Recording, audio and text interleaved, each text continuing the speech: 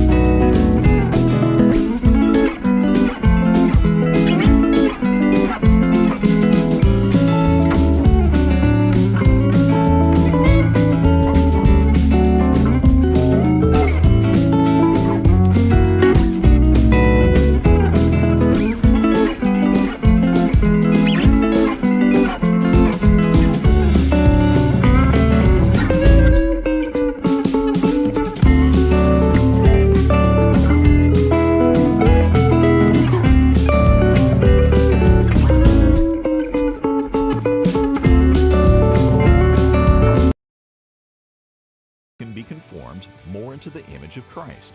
Learn more when you join Pastor Ford for the next Treasured Truth. Weekdays at 9 p.m., Saturdays at 8:30 on WCRF. Someone once asked the wife of Albert Einstein if she understood her husband's theory of relativity. "No, I don't," she replied, "but I do understand Albert." The older I get, the harder it is to understand God's ways. In fact, if you've never stood before God and been confused, you're probably worshiping an idol. After all, He is God, and we're not. But the older I get, the more I experience God's unconditional love, acceptance, mercy, and forgiveness. I'm sometimes confused, but that's enough to understand. I'm Steve Brown. You think about that. Share what you just heard with a friend. Go to youthinkaboutthat.com. Equipped with Chris Brooks. This program is an apologetic endeavor. We tackle news, current events, cultural trends, and phenomenons from a Christian worldview perspective. Why? Because we're looking for insights into culture that will allow us to more effectively, more contextualize the gospel so that we can reach men and women for Christ. Get equipped with Chris Brooks. You're invited to join us weekday afternoons at 1 p.m. for Equipped with Chris Brooks on WCRF. The following is a test of the emergency alert system.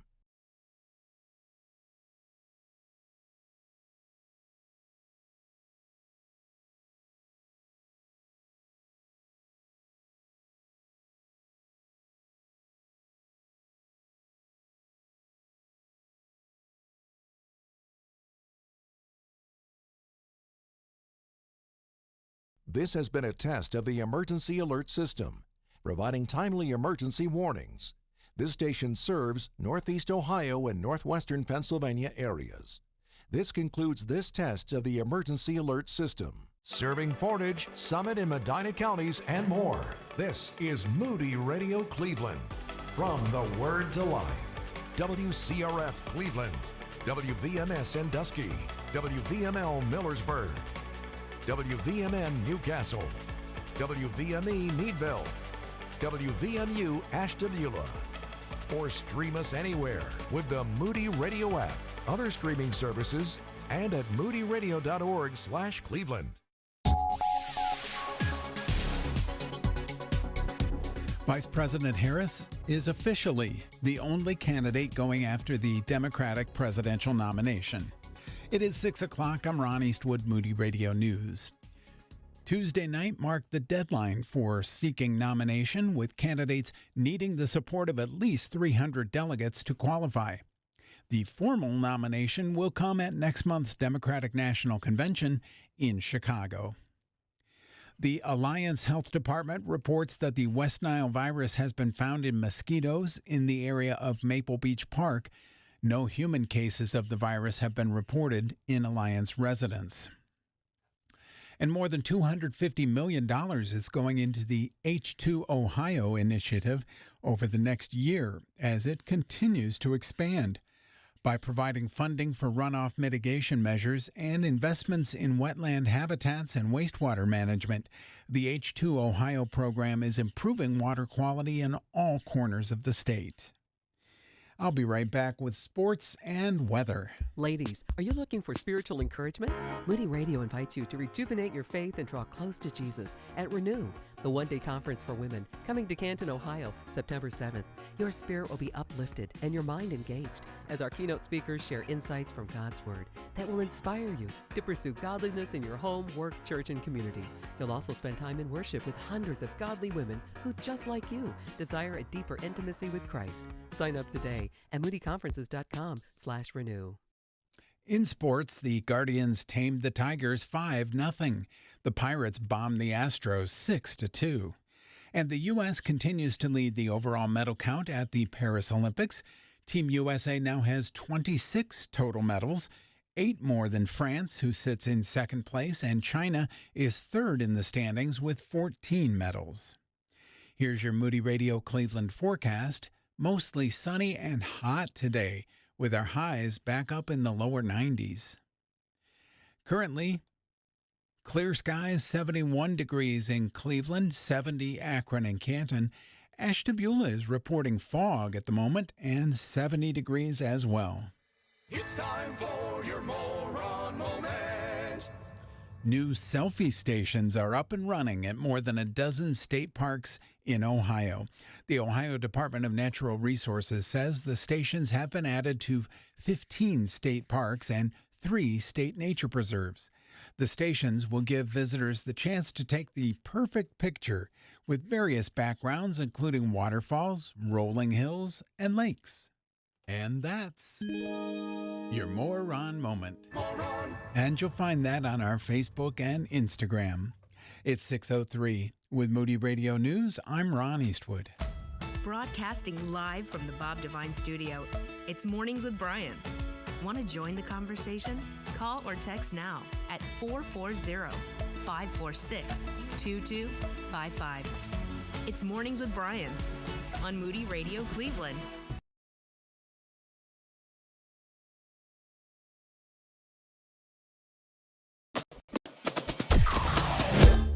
Mornings with Brian. Moody Radio Cleveland. 103.3 at 6 to 9 a.m.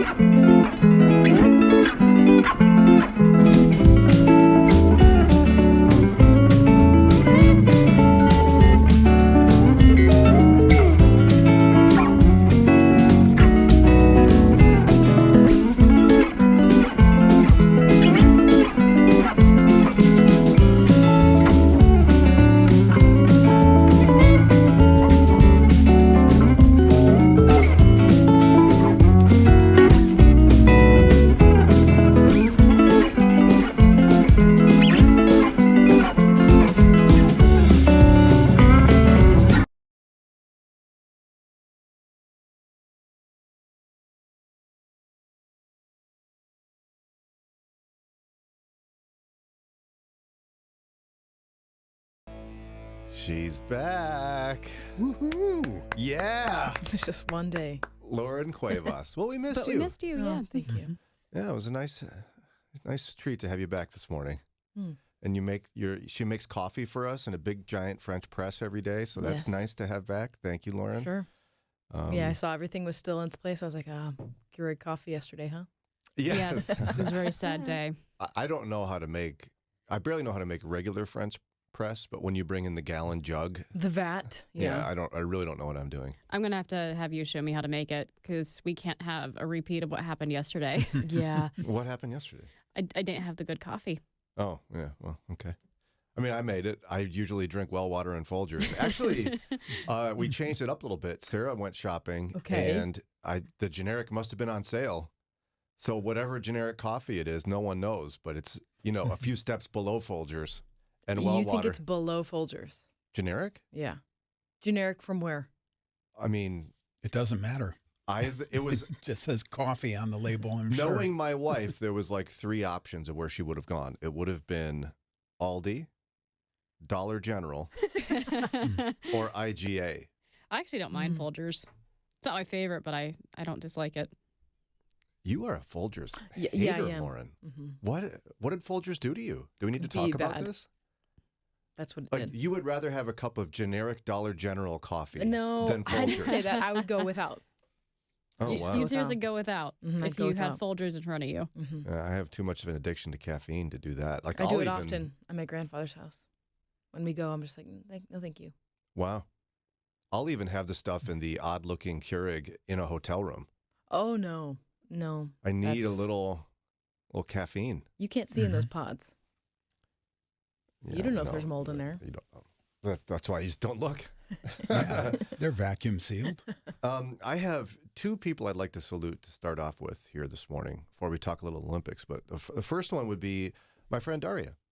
Daria noticed this morning, the first time we interacted, she said, "Is that a new shirt?" And I said, "Wow, thank you for noticing." And she said, I don't want you to complain later that I didn't notice.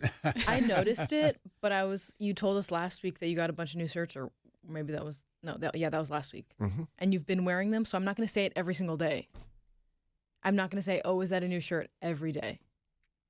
Well, I don't know why not. I would do that for you, but I guess it's just a one-way street around here. It was Marshall's, TJ Maxx, very cheap. I thought you meant your son's. What's that? I thought you meant your son, Marshall's. No, but I mean, Marshall's is the best. We had some friends who had older kids who came to visit when he was born, and we said, "His name's Marshall." She goes, "We just went to his store." This little girl was so cute. Yeah, that's cute. I would also like to salute the person, man or woman, we don't know who it is, that invented liquid stitches, liquid bandages. Oh. Uh-oh. I love this person. I have happened? never really used their invention before. Yeah, me neither. But I decided when I was slicing onions yesterday, chopping onions. Ooh, no. Oh, onions are the worst. They're so slippery. They're slippery. I'm crying a little bit. Yes, so you can't see. Yep. Pastor Scott Lessing's wife has onion goggles. Yeah, I know. I need those. He sent me the link. I'll send it to you. I need them. Like, I don't know if I'm slightly allergic, but I legit sob when I'm cutting onions. It's bad. And nose, like, and it's the dribbles. worst because I love onions. Well, if you were an actress, it would really come in handy. You It could, yeah. For a crying rub scene. some onions on your eyes? Well, no, if you have a crying scene, you just run off stage quick and you just chop some onions. And then go back out and and you're doing your thing. But no, like I really took a good slice out of my finger. Oh my gosh. Ew. Oh my goodness, Brian, that's bad. It was real bad. Ooh, that's giving me shivers. I was in the middle of making dinner. I debated about is this like a run to the ER or something? Like the urgent care or something? Yeah. They'd look at it and go, "Yeah, big baby, we're going to put our liquid stitches on it from the hospital or whatever." And so I finished making dinner because I'm a stud. Mm-hmm. And yeah, Ron agreed. Thank you, Ron. Yes, you're welcome. And I asked Sarah to pick this up on her way home, and so she did. And it's a game changer. I'm actually impressed that you finished dinner with a cut finger like that. I was just used one hand and it was dripping down my. You didn't like wrap it in a paper towel or something? I tried to stop the bleeding, but it wouldn't stop. But now, thanks to the man who invented, or woman, liquid stitches, it just hurts dramatically so. But it's just right there. A little layer of waterproof everything. Nothing's going to happen to it. Look at it. I'm waving it around. Woo! It's pretty amazing. Why haven't I used this before? I'm 45 years old. What I've have I never been doing? used it. You haven't? No. Daria? Me neither. I can't say that I have. What? No. You're the first of us all. You guys, you're missing it. I even like doubled it up last night, and my life was better. I've got some other... you put it on like after, you were going to bed or something? Yeah, Before you went to bed? Sarah loves me so much, she also picked up the box of Band-Aids that include fingertip and knuckle. Oh, I didn't know there's such the knuckle ones. This is the fingertip one. Oh, yeah. The knuckle ones have the 2. Yeah, it's got the weird Yeah. strippy guys on there, and this one's just different, and it works great. I'm gonna put it on in a few minutes here. Just wanted to make sure you could see my wound. You feel bad for me? What? You don't feel bad? No, not really. Sure We've all it hurts, done that. but- Do you think I'll ever get sympathy or empathy of any sort from Lauren? No. No, that's correct. Never. I do feel bad for you. Thank you. I'm not sure I've ever cut my finger while slicing an onion. Thank you, Ron. You know what? When I came in here 2 weeks ago saying I hurt my finger getting water for this here radio station, you didn't care at all. You actually made fun of me. Did you need any sort of bandage for this Yes. injury? A Band-Aid. For A why? standard regular Band-Aid, excuse me. Was it bleeding? Yes. Oh, I didn't know it was bleeding.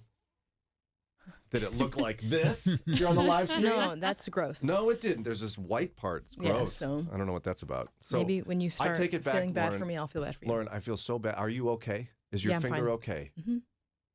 Are you sure? Yep, I'm good now. Do you need a minute? Are you going to be okay tomorrow? Or? No, I won't be okay. No. My entire weekend plans have changed because I can't use this finger.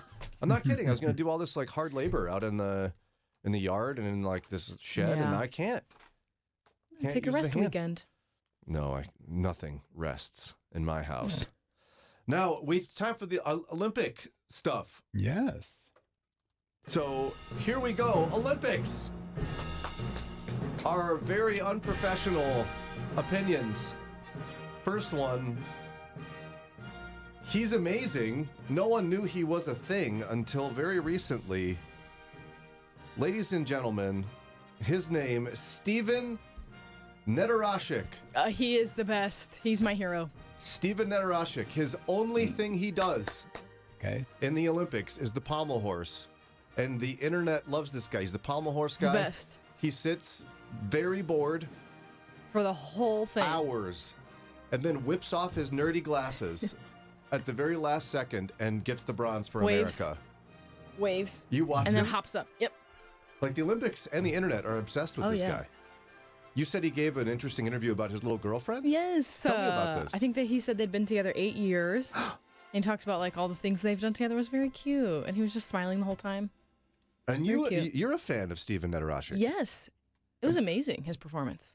But yeah, I watched it. That he's just whipping his body around that pommel horse. Yeah, and then during that interview, they go to like where he's at his little home gym, and he was like, if I can do, I think like where you turn on the little handle, but where your legs are just in the air and you're just like spinning around and around. Yeah. Apparently those are called Russians. He said, I'm gonna go for 15 Russians and then I'll be happy.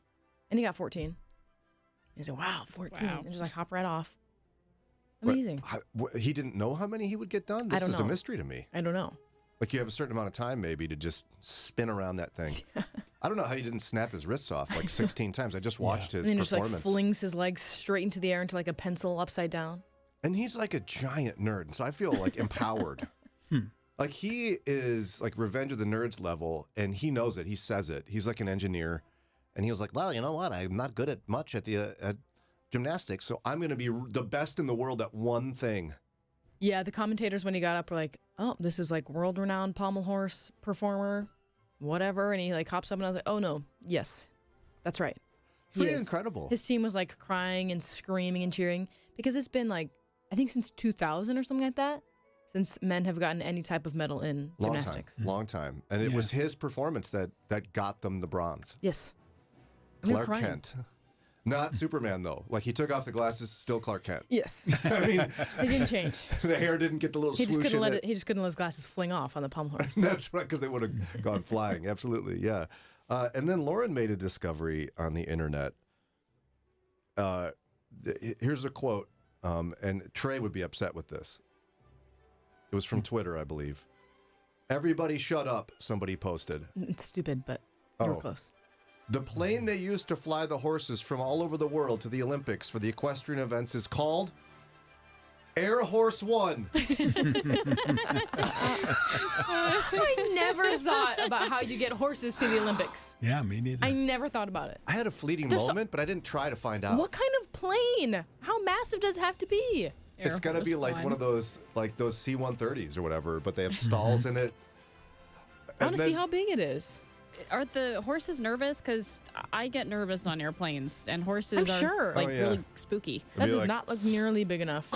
Control, this is Air Horse One. Are we clear for landing? Control, Air Force One, you are clear for landing. Boeing 727 cargo aircraft, nicknamed Air Horse One.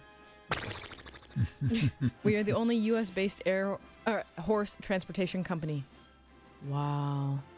We salute you as well, Air Horse One, for getting all the equestrians here. I never thought about how.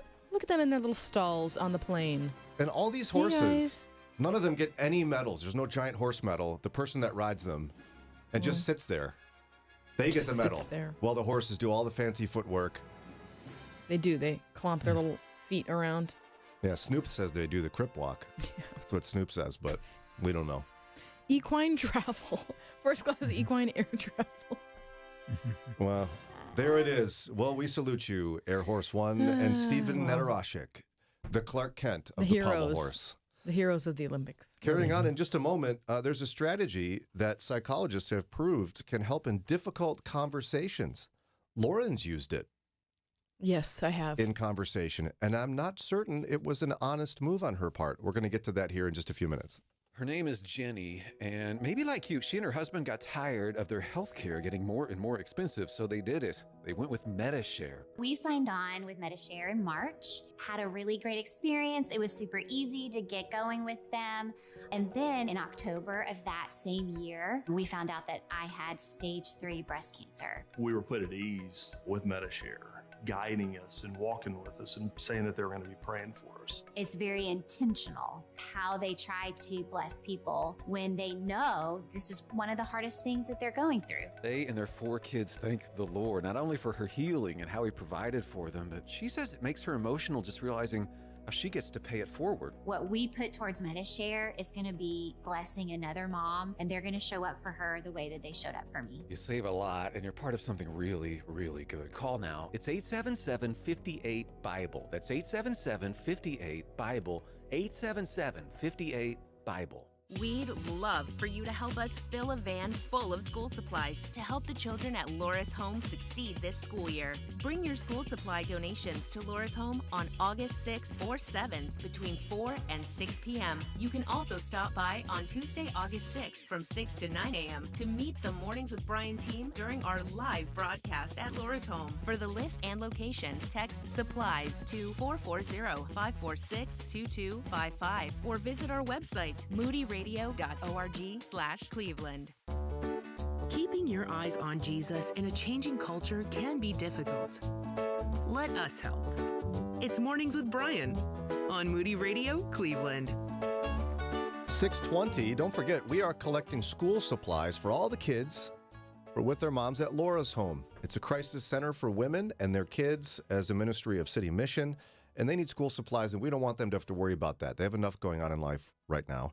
So you can get a list of supplies by texting the word, you guessed it, supplies to 440-546-2255, 440-546-2255. Pick out what you want to get. Maybe while you're grocery shopping, you can drop them off at the station before August 6th. You could send them via Amazon to our address. We had more delivered yesterday. Oh, we did? Good. Yep. You can keep doing that, or just stop by Laura's Home on August 6th from 6 to 10, and we'd love to see you there while we broadcast live. The competition between Roy from Galvanized and Pastor Scott Lessing from Grace Church, it's heating up. It is. It's heating up. Like Roy yesterday was talking trash to a pastor. It was pretty intense. Well, Scott will be here on Friday. We'll see what he has to say. Yeah, Scott's got all morning. Yeah, he can defend himself. He was claiming that Roy was getting an unfair amount of airtime for his team. Well, and which Scott is will have objectively an all-day false. Friday. Yeah, I mean, it's not even close to And he equal. was here last Friday, too. Yeah. Yeah.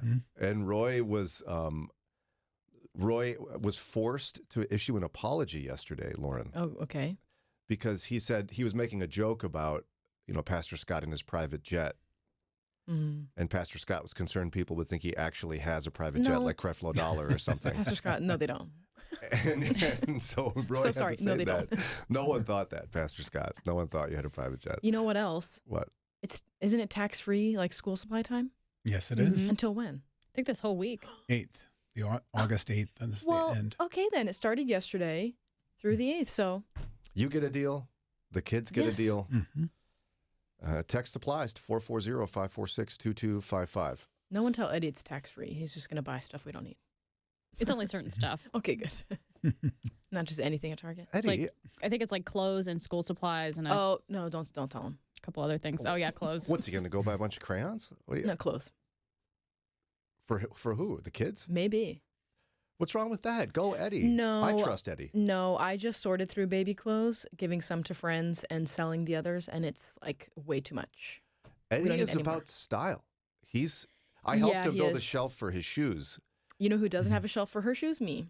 Yeah, because Eddie's about style. I admire Eddie. I wish I was more like Eddie. He has a lot of shoes. So, Eddie, it's tax-free time. The other day, I saw him It's her husband, Eddie, for those pulling his socks down and tucking them into his shoes. And I was like, what are you doing? And he was like, I can't cross brand. And I was like, what are you talking about? Oh, no. My his word. socks were Under Armour and his shoes were Nike. Oh, my And so he didn't want the goodness. Under Armour logo to show. So he's pulling his socks down in his shoe, all ruffled up. Okay, well, that's a bridge So too you far. couldn't see the logo. He's like, I can't be cross brand. Eddie. We needed. You're right. I'm on your side now. You might actually have a problem. I said, why don't you just get ones that don't have a logo on? Or how about just join the club I'm in, which is I don't care. Well, he's not Generic going to wear those off-brand Skechers like socks you have. are the so. best. I love generic off-brand socks. I can't remember the last time I checked to see if someone's sock brand matched their shoes. I don't know that I've ever done it for myself or any other human being. I Ron? know. No, I can't recall. I had never thought about it in my whole life. And as I'm doing that, I said, what is going on here? I couldn't tell you what brand half my shoes or socks are. Like I pick But out I brand guess- of socks based on comfort. Like I think Walmart has one I kind of And- like. Yeah. I don't even know if anyone's ever heard of the brand. But if you have like a bunch of like the, Air Jordan series, I guess it's a thing. You can't. Eddie cross-brand it. Cuevas Jr. Yeah. Wow. Your So- husband.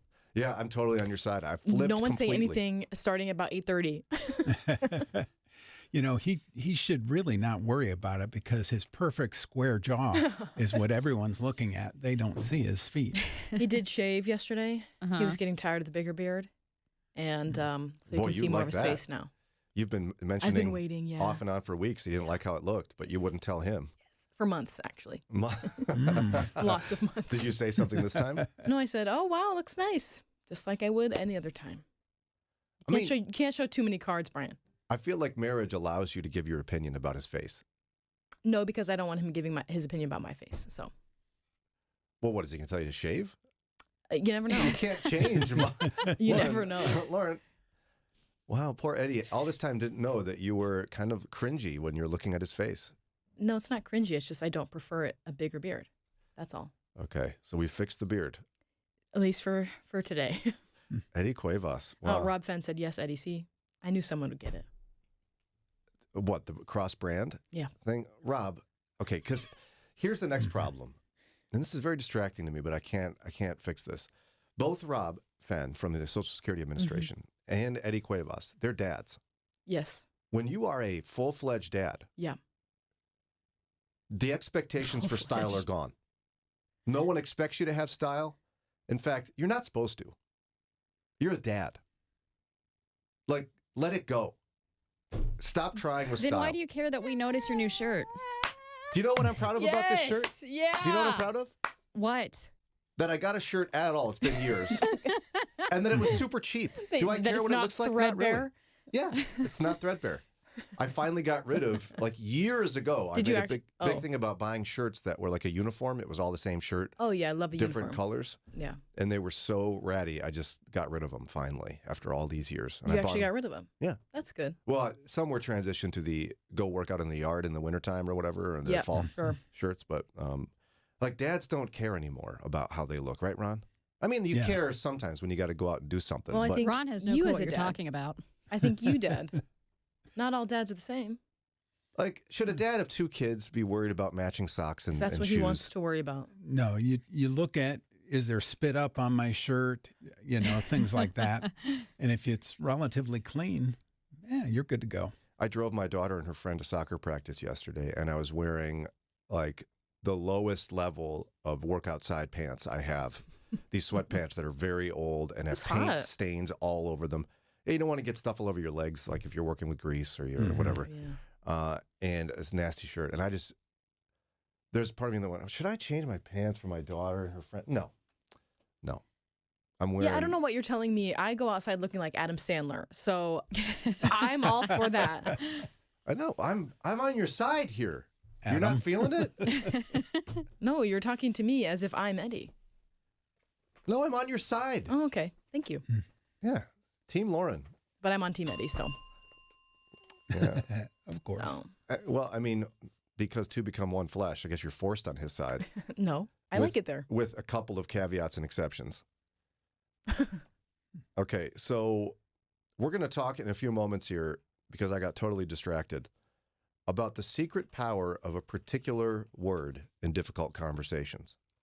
In fact, when you're delivering a message, it says in the Wall Street Journal, that might upset another person, there's one simple thing you can do to increase buy-in, is you use this word.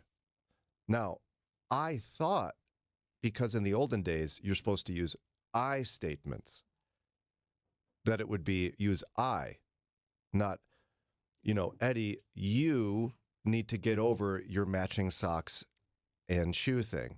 Instead, I would go, I feel overwhelmed. I don't really understand why you do that.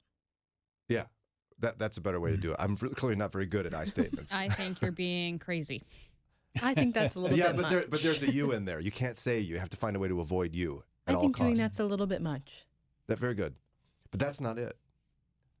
Lauren's used this powerful word. The Wall Street Journal says that you need to use we instead of you. Okay. So if it's a difficult conversation between an employee and supervisor, if you're talking with anybody about politics, something divisive, use we. And suddenly you're less annoying and hard to take. Don't believe me? We'll talk about the research and see if this fits with how a Christian would live their life here.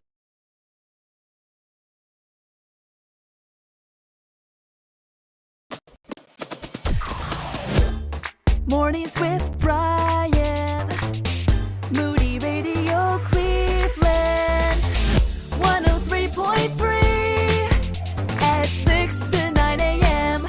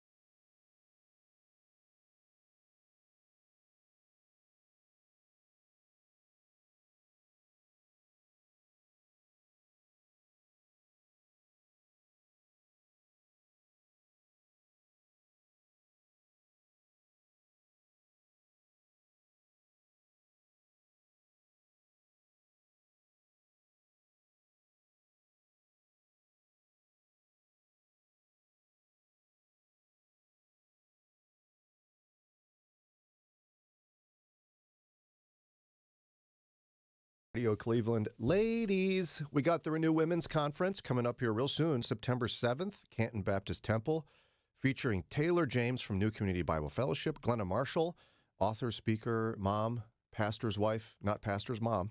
No. As I indicated the other day, we checked on that, and no, we didn't. That's not true. But nonetheless. Her child is 5. Yeah. No, we did check. Yeah. Just now. And Maybe she's he's not a pastor to like his stuffed animals or something. Maybe. And keynote speaker, Dr. Julie Slattery. It's going to be amazing. You're going to love it. I'm going to love it. I'll be there. I'm going to love it. But I'll be very, very It's low not key. for you. But I'll be super low key. I'll, cry along with you ladies. And What outfit are you going to wear? Apparently I need to buy a new one so that you don't make fun of me the whole morning. No, you just got a bunch. No, I didn't. I've seen you wear some like dressier type shirts recently that I don't think we've seen before. Are you trying to be encouraging? Look at you. That's nice. I just said you just got a bunch of new shirts. I would love to wear my sport coat with the hood in it, but you'll make fun of me. It's been a lot. You need a little more time. But I like it. You overdid it at too many events, so you got to give it some breathing room. I haven't worn it for like a year, thanks. It's so sad in my closet, way in the back. Just wear it to things that I'm not at. It's mad at you, by the way. Well, I'm mad at it, so.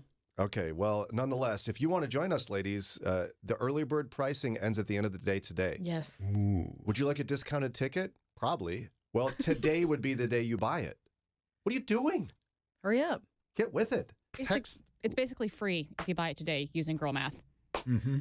Yeah, using girl math. Let's be clear on that. It's not actually. No, it's not free, but No. you can logic your math, way girl into math. it being free. Yeah. Just buy a whole lot of them and think about the discount. It will equal a free ticket. That's right. Over time. Over time. Yeah. Text renew to 440-546-2255. Text renew to 440-546-2255. Okay. So apparently research indicates that if you're dealing with a difficult situation or an upset person or delivering a difficult message, there's one simple thing you can do to increase buy-in. It's use the word we instead of you. Okay, so in a series of studies, researchers found that conflict-laden interactions, such as employee reviews or political conversations, when you use you can make someone feel targeted and less likely to engage, said this guy who's assistant professor of marketing at Columbia Business School. Well, la-di-da. And he's co-author of some book or paper or whatever that's real important. In contrast, we came across as more inclusive and led to others being more interested in interacting. It signals receptiveness, which enhances persuasiveness. Now, I'm going to call her out because it's fun. She brought up that she's used this in her past work as a supervisor. Mm-hmm. And I'd like you to share with us the way you use the we statements, and I'd like us to evaluate it. I can't think of an exact moment, but in general. It would be like someone on your team did something that doesn't like really make sense or is maybe not the right way to do it, or they've been making small little errors here and there. Sure. Or they've been having some tiffs with another department. Okay. I would say something along the lines of, we need to be better at working with this department to make sure that we're able to work better together down the line in the future. We work together with them a lot.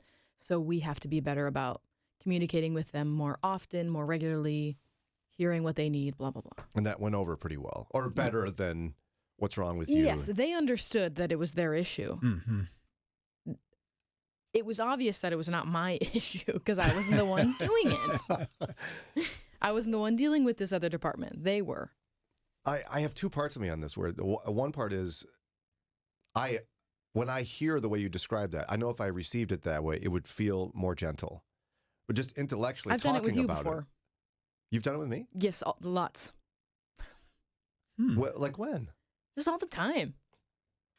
Wow. We have to do this. We've got to be better about this. And here I thought you were talking about us. Right. Nope, it's all you. Liar.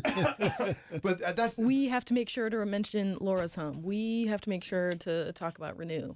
But that's the you. Well, right. But that's the other part of it. It's like intellectually from a separate, not in the moment. It's not even accurate. Right. There's nothing about it that's possibly even true. What do you mean? That's we? Yes. Yeah. You have to do it. No, but you follow me? Like you look at it, you go, this shouldn't work because it's so ridiculous We know you're saying you. In fact, it's slightly deceptive. But it does. But since it is slightly deceptive, should we use it? I don't think it's deceptive in that way where it's like you're trying to manipulate someone or make them do something, or like it's not like that. Let's ask Ron. Ron knows everything. Do you like that, Ron?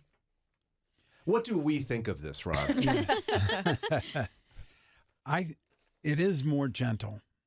You do realize it is aimed at you, but we all know it is. Yeah, but it does feel more gentle as opposed to you need to do this better. You need to stop harassing the publishing department or whatever that might be. It doesn't seem logical that it feels better. I agree that it does. It's just like we all know what you're saying. Well, I think especially like in Lauren's case where she's in a leadership position, this is like, okay, I'm taking ownership of my team, and it is in a way kind of my fault that this person is not doing what they're supposed to because they're under me and I'm their leader. So maybe it's not lying. Yeah. Oh. So I don't. Would you think I wasn't aware that a leader is in charge of their whole team? That like your team's failings is also the leader's failings? But no, like if I forget to mention something. Yeah, it's my fault too. Oh. Or like if I were to ask Kelly on our team to take a song out of something, Kelly, can we please remove this song? I'm not doing anything. Because it sounds just like you're barking an order at her, which you would never do. Exactly. But Kelly, remove this song. No, Kelly, can we please remove this Especially song? snap when you do it. Right. Be like, excuse me, you remove this now. Yeah, no. Well, there were actually scientific experiments done to test this. One experiment had participants imagine they were online content moderators with the ability to decide whether to remove an opinionated comment about a contentious issue, such as abortion or immigration. Participants were 3 times as likely to censor comments that used you pronouns compared to those that used we pronouns. The imagined moderators perceived that the you comments were aggressive and hostile, while the other ones were a little bit more gentle. Interesting. How about this one? In another experiment, participants were asked about their attitudes around lowering the legal drinking age. Each participant then read a persuasive speech that was in direct opposition to their stated belief, with some reading a speech that used you and others that had to read one that said we. Okay? So, for instance, one speech opposed the lowering of the drinking age said in part, you shouldn't let your own hesitation about a younger drinking age cloud your judgment and endanger others. Another version of the same speech, we shouldn't let our hesitation about a younger drinking age cloud our judgment and endanger others. The study found that when people read a pitch that used you pronouns, they were less receptive to the argument and less likely to be persuaded than those that had the we pronouns. it feels like attack, and then your walls go up. And yet all of us sit here knowing what it means. Yeah. It just feels nicer. Someone texted and said, we equals you plus support. But it doesn't always really mean that. We're going to need to show up on time tomorrow. Well, don't say it like that. Well, but there's times when everyone knows it's not you plus support. Yeah. It's like, you need to not be late, but I'm going to say it gentle because I'm nice. I've also had those instances where someone above you says we about their own issue and tries to spread it around. It's like, no, don't you share that. Oh, yeah. No, I'm with you on that, sister. We don't share that. Yeah, good point. Okay, well, so we've solved it. It actually is. I like it. It's gentle. It's nice. Oh, you said I like it? Is that what you really should say? We like it. Yes. So you speak for all of us now? Yeah, see, that's when it gets manipulative. The royal we like things. Well, we ought to take a break here. We ought to. We do. And when we come back, we're going to talk about, and I've named it, Brian's spherical humor hypothesis. Has been scientifically proven. We're going to get to it in a minute. Pursue your passion for shepherding, teaching, and ministry leadership with a Master of Divinity from Moody Theological Seminary. And new for fall of 2025, you can earn the same world-class degree in a shorter amount of time. We've reduced the amount of credit hours to earn a degree. It's flexible too. Take classes online, on campus at our Chicago or Michigan campuses, or interchange between all those options on a class-by-class basis. Get started today at moody.edu/MDiv. Don't miss out on the Renew Early Bird Special, ladies. You will have through Wednesday, July 31st to get special pricing for in-person or online attendance. Renew is Saturday, September 7th at Canton Baptist Temple. Text Renew to 440-546-2255. More than ever, parents feel burdened to raise kids who are brave, resilient, and kind. In Strong Hearts, author Jill Garner cuts through modern parenting myths and trends for bold truth about what it will take to raise the next generation. Learn to champion self-respect rather than self-esteem, instill a heart of gratitude that nips innate selfishness, and develop grit, guts, resilience, integrity, and tenacity. Strong Heart, available at moodypublishers.com. Moody Radio is thankful for support for businesses across the country, like Fellowship Home Loans. Whether purchasing or refinancing a home, Mike and Brian walk hand in hand with clients through the whole process. You can learn more about their approach to mortgage lending at fellowshiphomeloans.com. Pour another cup of coffee and settle in for engaging, Christ-centered conversation.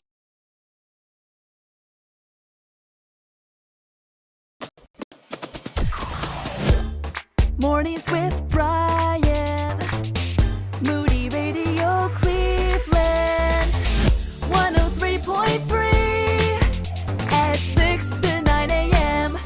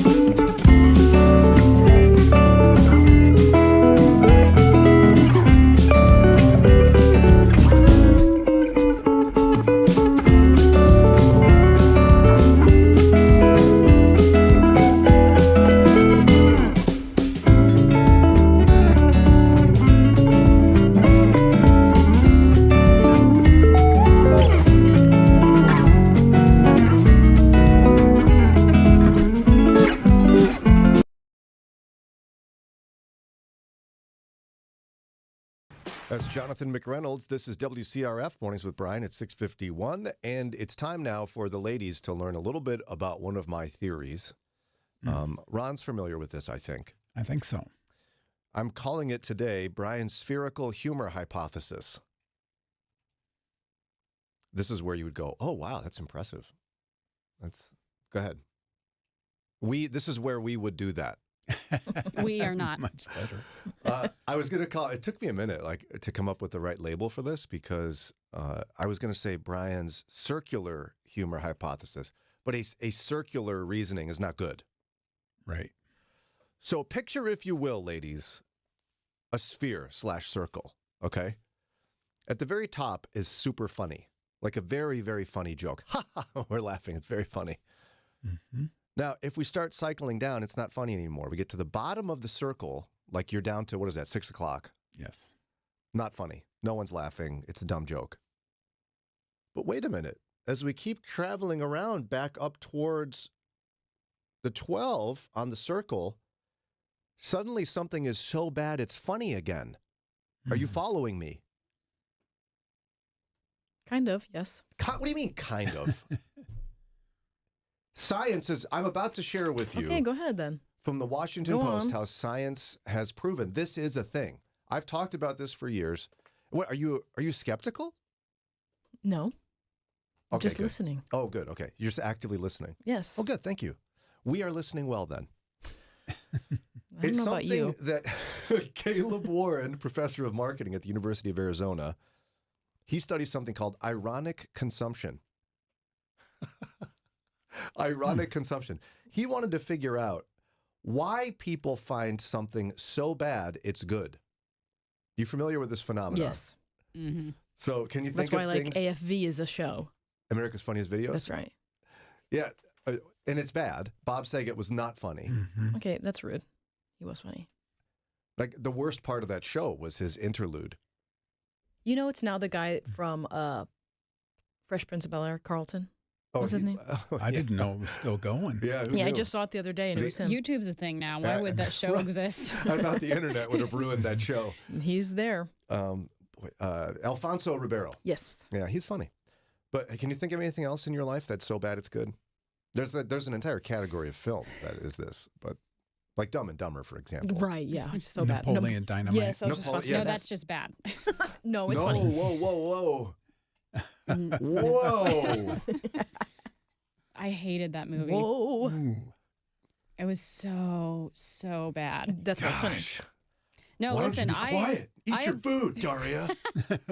No, I've watched some movies that are so bad they're like sort of good. Napoleon Dynamite is not one of them. It's just bad. Trying to think of another category. I'm offended. In fact, I may have to go find Teenager myself food. a liger, half lion, half tiger, bred for its magic and skills.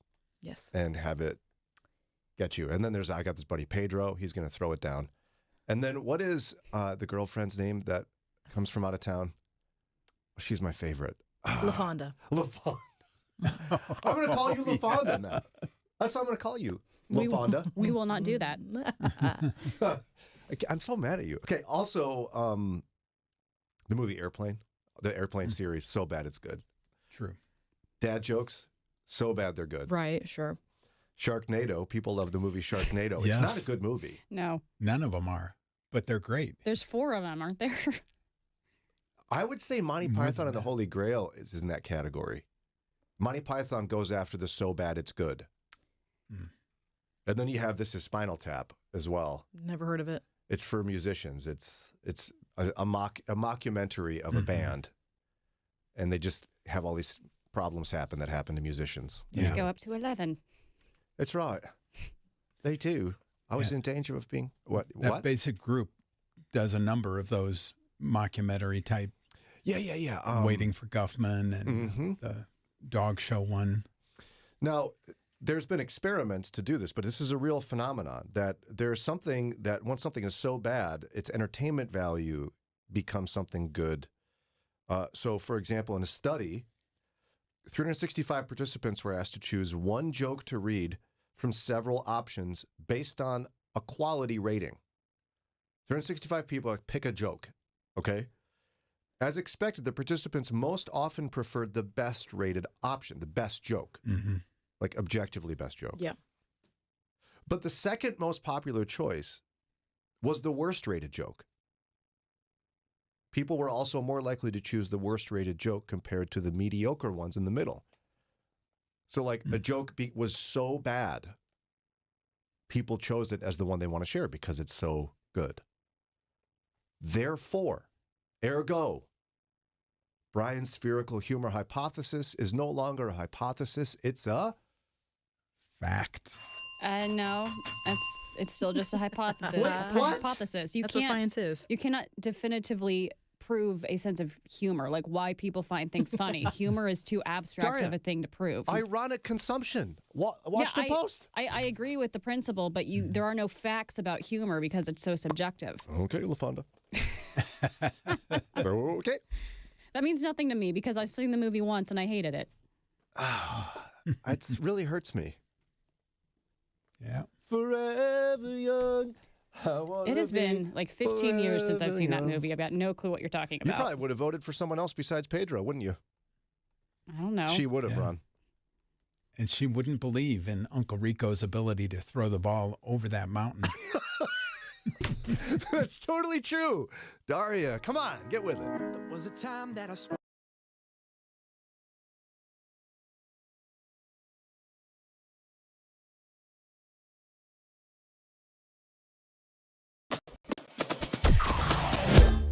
Mornings with Brian. Moody Radio Cleveland. 103.3 at 6 to 9 a.m.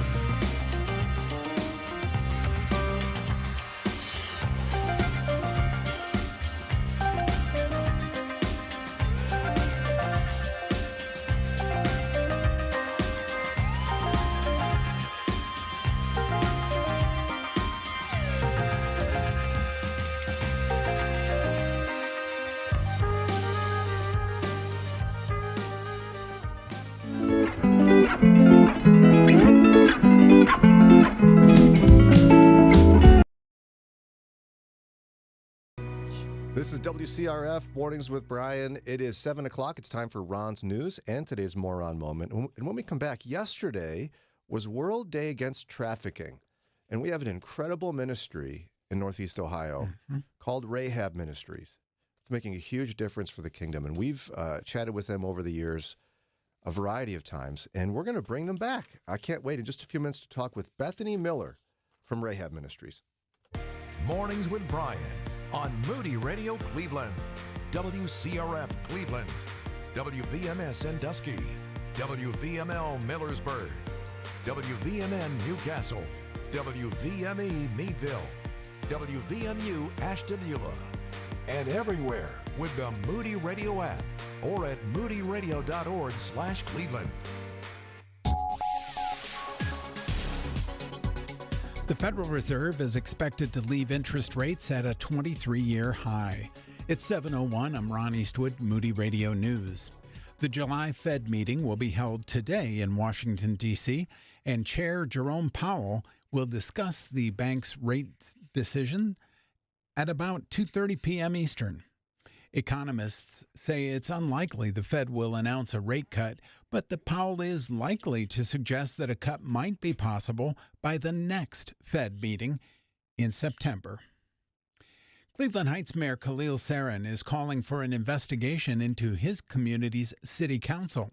Sarin says that council members chose to violate their duty and the public trust by meeting in secret to discuss and set up decisions, while excluding several of their colleagues and their Cleveland Heights constituents. And Cleveland police are investigating the theft of an armored vehicle. 2 workers responsible for the vehicle say they were approached just before 5 p.m. Monday by 3 armed men. They say the men arrived at the scene in a black Dodge Durango, threatened them, and stole the truck. The armored vehicle was later found unoccupied. Sports and weather right after this. Do you hear that? It's the early bird. She's saying that discount pricing on Renew Women's Conference registration ends this Wednesday. Renew is Saturday, September 7th. Register today for in-person or online attendance. Go to moodyconferences.com/renew. In sports, the Guardians tamed the Tigers 5-zip, while the Pirates bombed the Astros 6-2. And the United States continues to lead the overall medal count at the Paris Olympics. Team USA now has 26 total medals. That's 8 more than France, who sits in second place. China is in third with 14 medals. Now here is your Moody Radio Cleveland forecast. Mostly sunny and hot today with highs in the lower 90s. At last check, clear skies, 69 the temperature in Cleveland. Akron and Canton, 67 degrees. Worcester checks in at 64. It's time for your moron moment. New selfie stations are up and running at more than a dozen state parks in Ohio. The Ohio Department of Natural Resources says the stations have been added to 15 state parks and 3 state nature preserves. The stations will give visitors the chance to take the perfect picture with various backgrounds, including waterfalls, rolling hills, and lakes. And that's your Moron Moment. And you'll find that on our Facebook and Instagram. It's 7:04. With Moody Radio News, I'm Ron Eastwood. A teens community is on Snapchat or on TikTok. And so how would you go about having both? I would want my child to have their community. I don't want them to feel left out. I want them to feel like they're connected. But also, there is so much harm in social media. How can we have both? Honestly, when you give your child Instagram, Snapchat, whatever it is you're going to give them in 6th grade, 7th grade, 8th grade, 9th grade, whenever you're going to do that, does that automatically, magically make them so happy and so loved? I mean, it really, truly, if we're honest, it does the opposite, that all of a sudden now it opens up this whole world of oh my word, I thought I was good looking, but now I see a gazillion people who are better looking than me. Is that trait of drama and pain and constantly measuring themselves, is that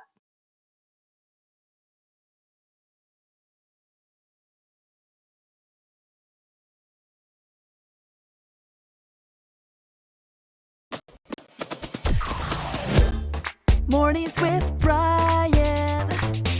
Moody Radio Cleveland. 103.3 at 6 to 9 a.m.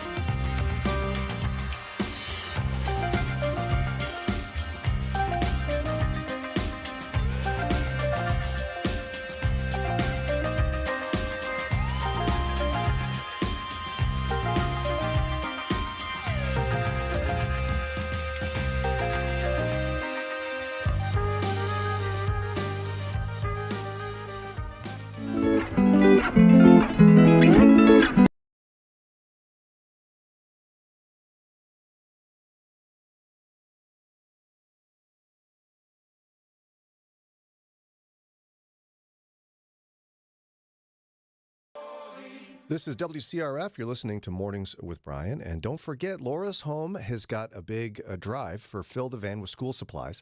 It's a women's crisis center as part of city mission. We're helping them fill their van with school supplies for the kids that are living there with their moms. So we need your help. It's going to be August 6th is drop-off day at Laura's Home. We'll be broadcasting live from Laura's Home from 6 to 10 a.m. on August 6th.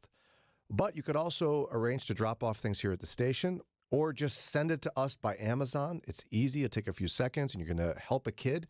For more information, text the word supplies to 440-546-2255. Text supplies to 440-546-2255.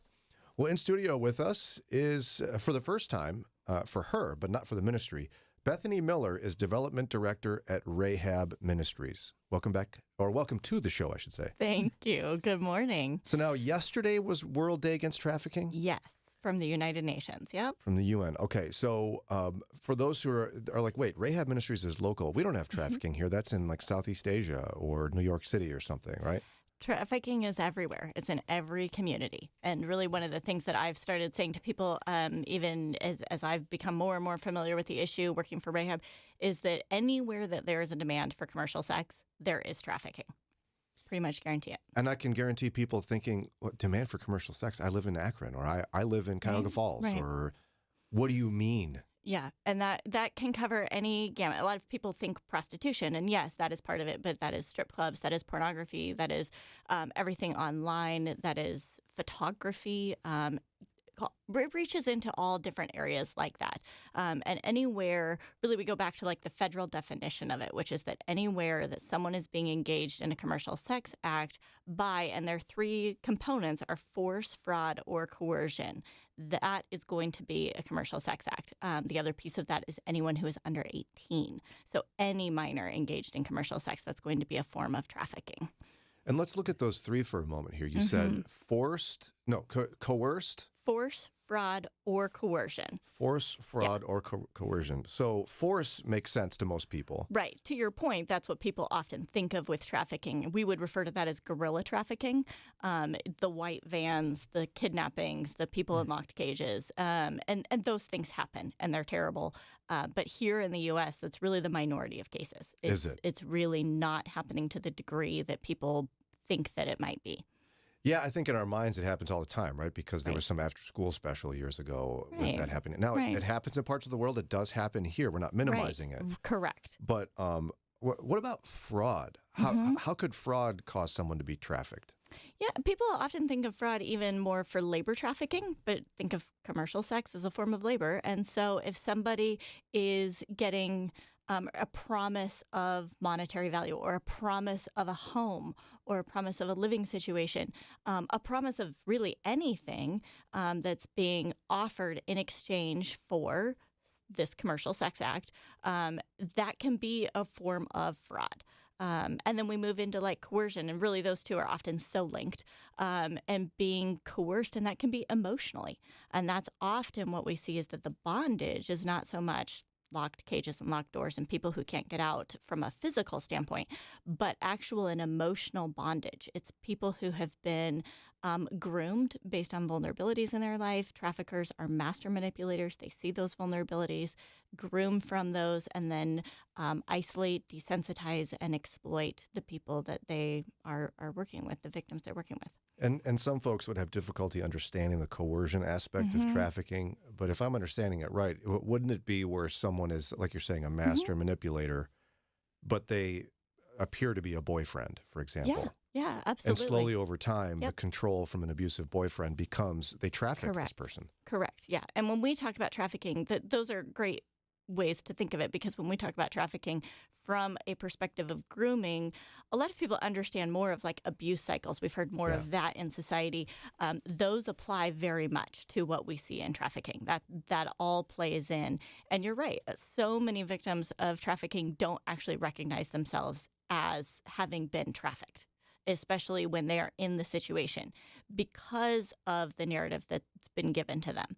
And it is a boyfriend, it's a family member sometimes, it's your boss, it's this person who promises to care and love for you and support you, but I just need you to do this thing this one time, and then it's not just the one time, and it can grow from there. Absolutely. What would you say is the most common form of the three of force, fraud, and coercion for trafficking? What's the most common in Northeast Ohio? I don't know that I could say exactly. I would say it's probably somewhere in the relationship of coercion and fraud. Probably my guess is that we would lean more towards coercion. Again, really just preying upon those emotional needs.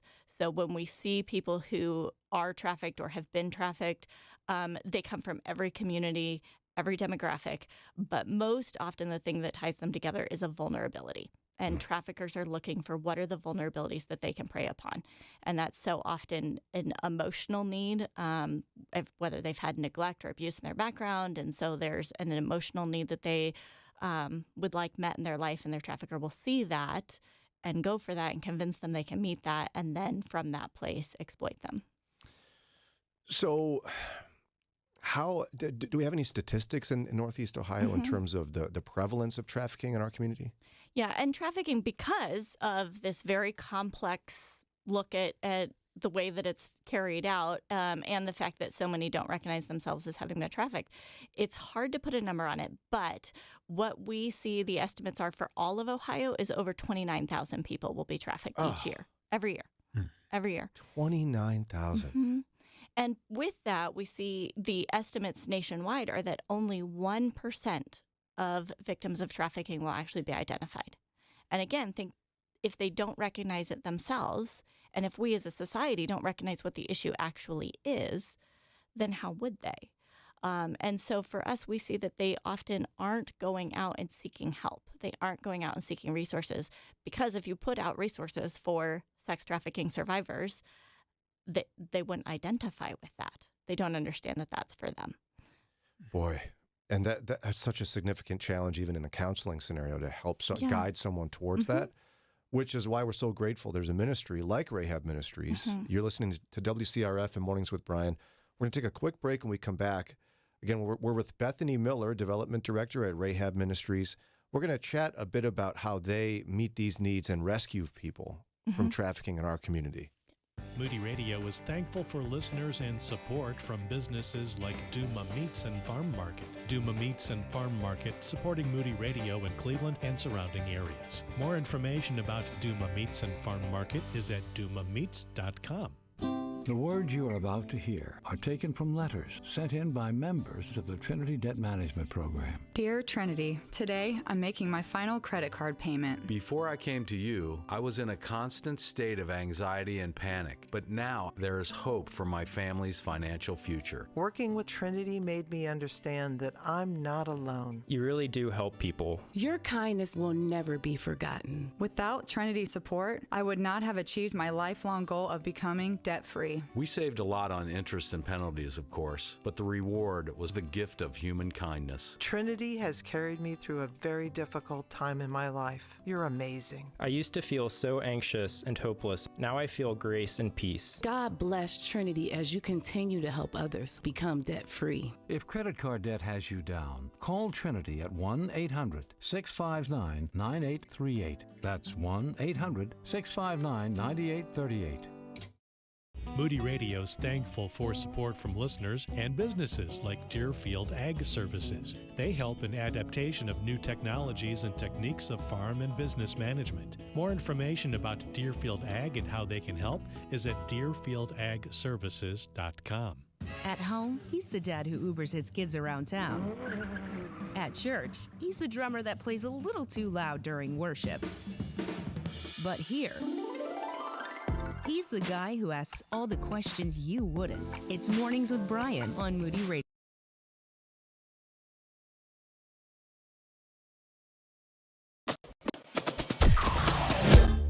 Mornings with Brian. Moody Radio Cleveland.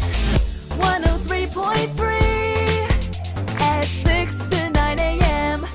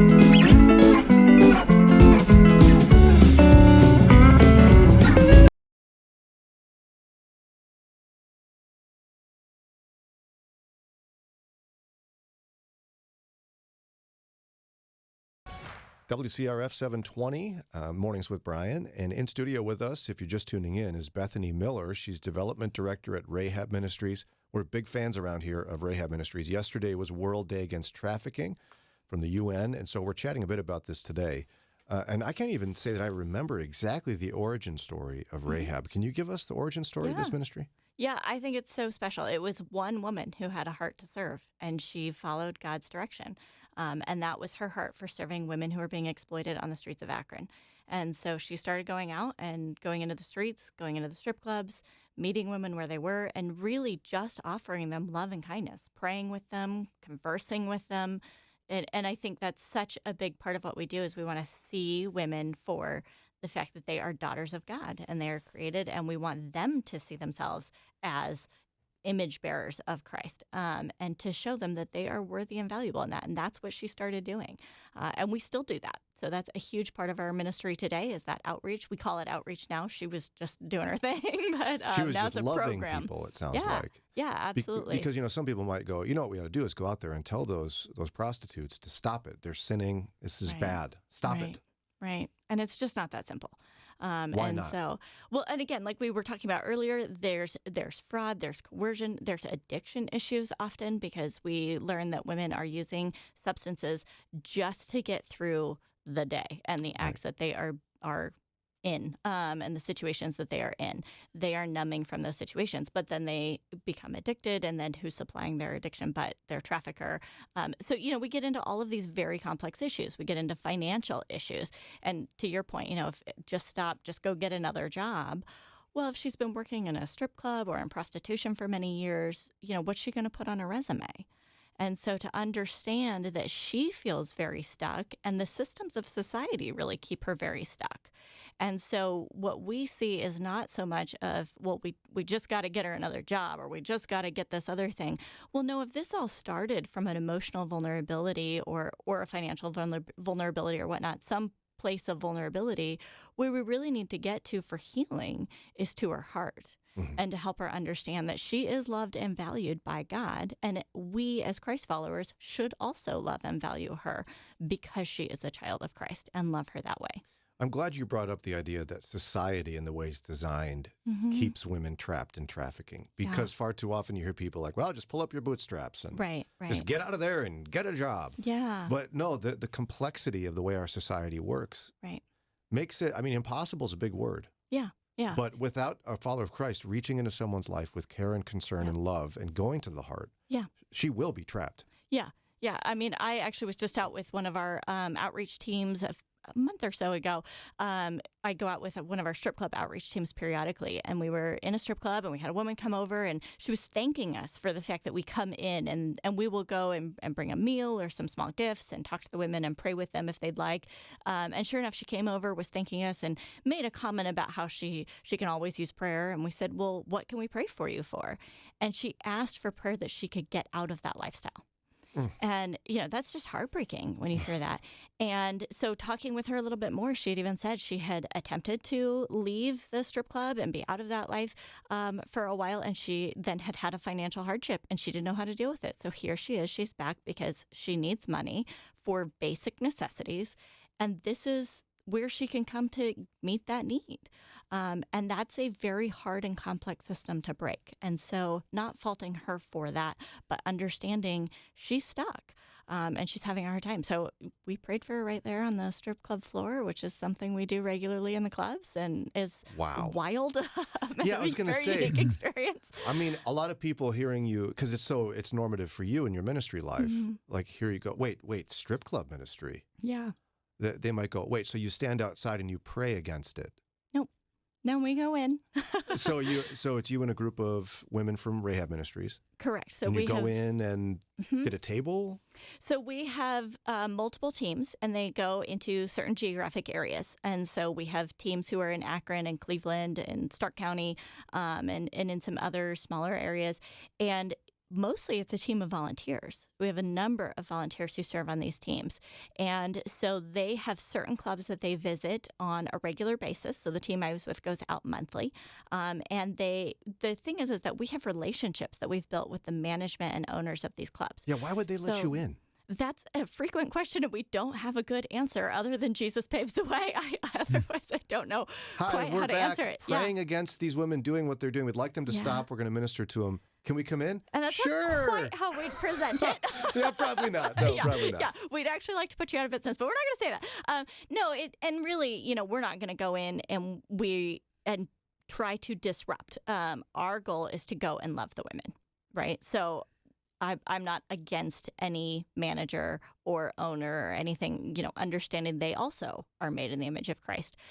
So wanting to respect everyone who is there. But our goal is purely to go in and love the women who are working. And so to go in, offer them a smile, offer them a hug, offer them kindness. And it sends a message when we go to where they are. You don't have to come to where I am. Mm-hmm. I'll go where you are. I'll come to you to meet you. And it sends a message that you are not too dirty. You are not too shameful. This is not too scary. This is not too weird. Mm-hmm. You are worth coming for. And so that is a powerful message, I think, for anybody in any circumstance where they're hurting, that somebody comes in and sits in your hurting situation with you. And so that is what we want to offer to those that we are caring for. Yeah, it's such a paradigm shift for the way people think about it, right? I would imagine a lot of Christians who are not in that type of situation economically or socially would drive past a strip club and go, why do these women choose this? Right. Right. How do you answer that? Because the societal presumption is that someone goes, hey, it seems like a great job. I'm going to go in there and take my clothes off. Yeah. And I do not think that's the majority of the cases. For one, we see a lot of it is generational, right? So it's things that happen. This is what mom did. This is what grandma did. This is normative in our life. This is something that is familiar. And so this is what I know how to do to pay the bills or get the food or what have you. I have kids that I've got to feed. How do I feed kids? And if for whatever reason you have difficulty finding a job or finding those financial resources, this is an income supply just to put food on the table for your kids. We've gone into some of the strip clubs and brought wipes and diapers for women who are just trying to take care of their babies.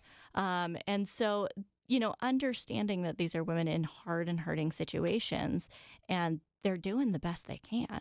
And so I do think having that more empathetic viewpoint of what has brought them to this point, they probably didn't just wake up one day and go, hey, I know what a fun thing to do would be. Right. Or again, going back to what we talked about originally is that grooming, maybe it's a boyfriend who brought him in. And there's a boyfriend who's like, you got to pay the rent, go out and do the things. Those situations occur. There's not one cookie cutter way that this happens. It's so complex. There's so many interplays of emotional connectivity with people who have used and abused and exploited their lives. And this is where really, it's awkward to talk about, but if there's someone listening who's a guy who's caught in some sort of sex addiction or dabbles in some of these things secretly, like you got to know that you're victimizing people. Yes. This is not an innocent thing. Yes. Most likely, whether it's pornography or prostitution or strip clubs, these are trafficked women. Yes. Yes. Anytime you're engaging in any of those, there is trafficking happening. And we can't give exact percentages because who does the science on this, but a high percentage of women are not just going, this seems like a great job opportunity for me. Right. And there is a high correlation between all of those things you just mentioned, pornography, prostitution, strip clubs, high correlation between trafficking and those areas. And I do think that's a really important thing to note for our society as a general society. I think I've seen a lot more in recent years, both from the Christian world and the secular world, pushing back against the harmful effects of pornography. And I'm really glad to see that and hope that that continues. And I think most of what I've seen is the harmful effects on the viewer, which, yes, true. And I support that we continue to research that and push that out there, but also understanding the people who are harmed in the production of that pornography as well. Yes. Yeah. Amen. Yeah. Now, most of us are not going to have an opportunity to minister to people who are being trafficked. Most of us will not be in a strip club ministry and do those kind of things. So gratefully, RAHAB Ministries here in Northeast Ohio is doing that on our behalf as followers of Jesus. Yeah. And so if somebody wants to learn more, maybe wants to volunteer or perhaps donate to make sure that you can continue reaching to people who are made in God's image who need to be rescued. How can they learn more about RAHAB? So our website is rahab-ministries.org. There's lots of information on there about all of those things.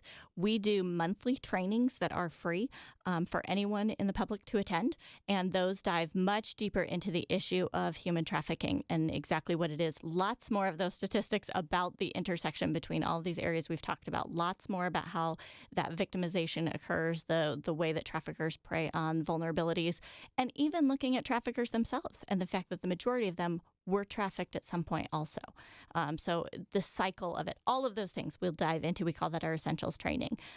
That is also, if anybody wanted to volunteer, Essentials training is the first step. And we are always looking for volunteers. So like I said, most people aren't going to go out in the strip clubs. But we take volunteers for our strip clubs. We take volunteers to serve in our drop-in homes in Akron and Canton. We take volunteers. A big one for us is for youth mentoring.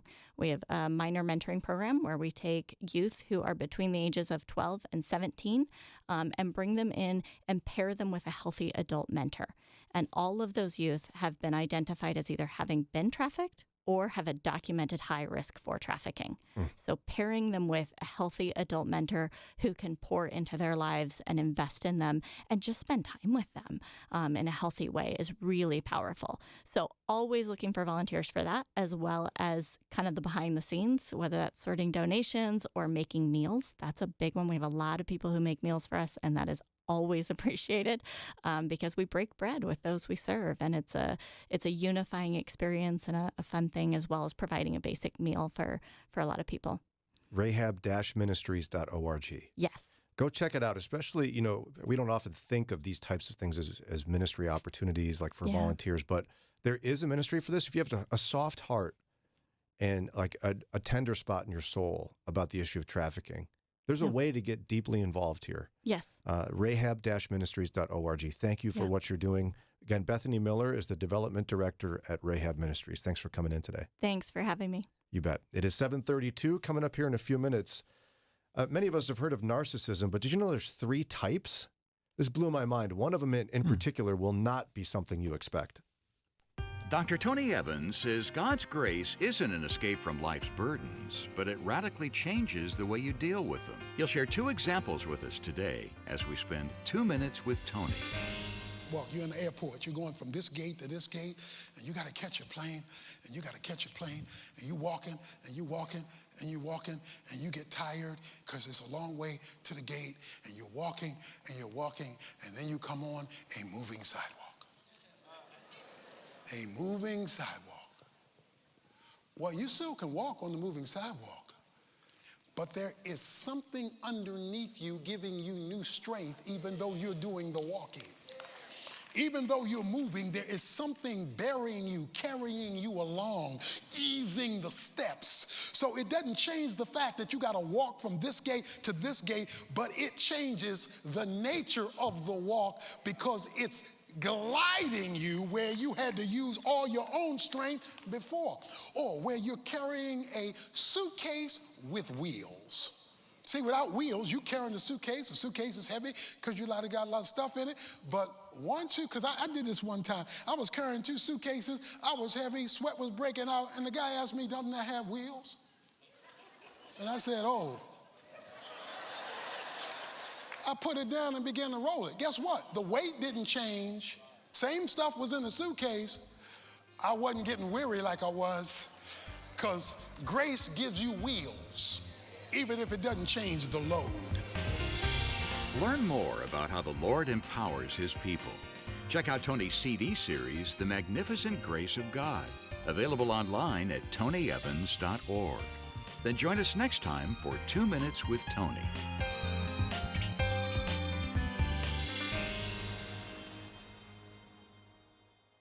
Counseling, it's what God created you to do.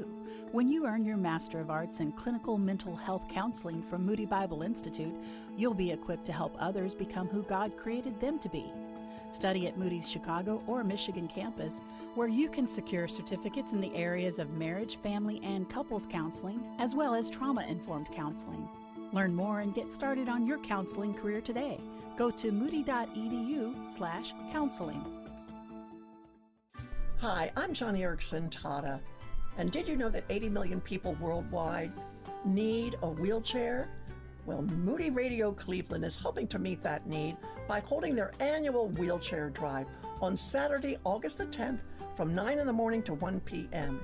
My friends will be collecting used but serviceable wheelchairs for Johnny and Friends Wheels for the World. Go to moodyradio.org/Cleveland and find a drop-off site near you today.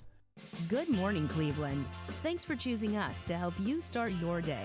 It's Mornings with Brian on Moody Radio Cleveland. I speak the name of Jesus over you.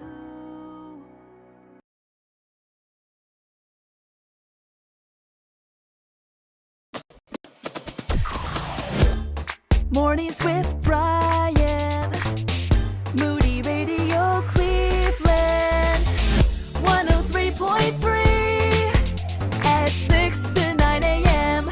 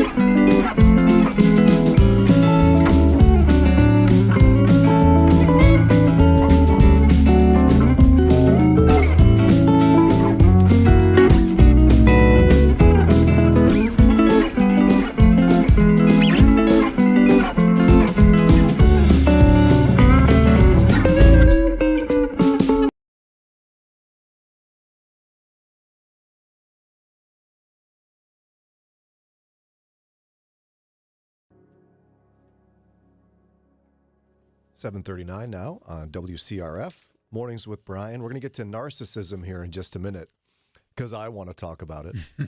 Oh, get it? See what I just did there? Before we get there, though, special appearance, first time in a long time, the popular group That Girl will be appearing. Wow.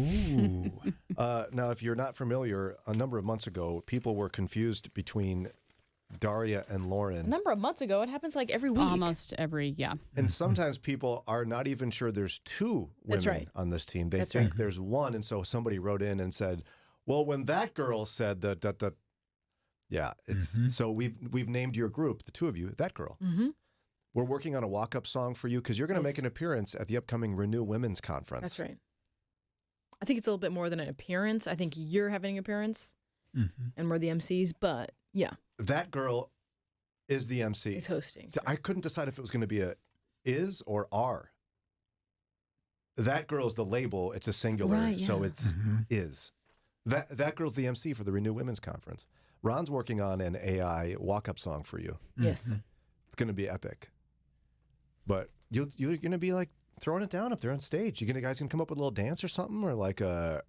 We don't dance. We don't just transform into new people just at a different venue. You could though. No. But we won't. Saturday, September 7th, Canton Baptist Temple featuring Taylor James, Glenna Marshall, That Girl, and Dr. Julie Slattery. From Authentic Intimacy and the Job with Julie podcast.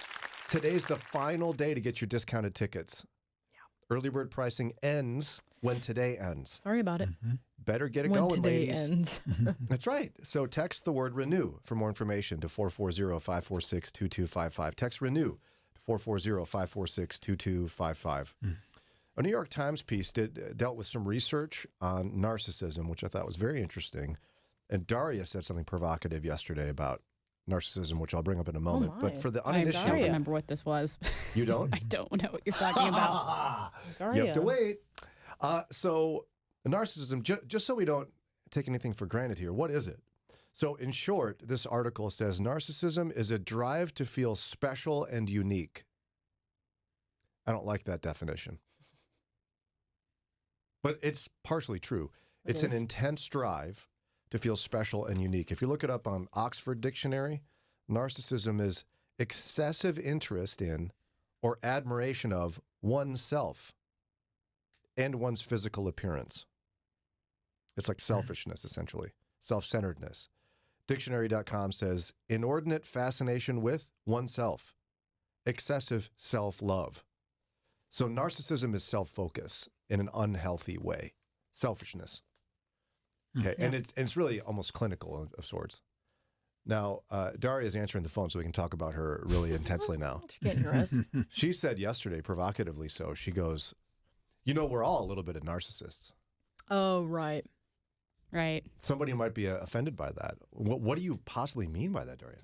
We are sinful creatures. We are hardwired because of sin to look out for our own self-preservation, sometimes to the detriment of others. Yeah. So you think she's right? I think so. And the article actually says that some people, it like benefits us in some way. Like it helps us in that a little bit of it shows that viewing ourselves through a rose-colored glasses, it can help us cope with adversity. We all carry a little, I don't know how I feel about that, but nonetheless, I think it's a major problem for Christians, narcissism. I mean, it's really pride.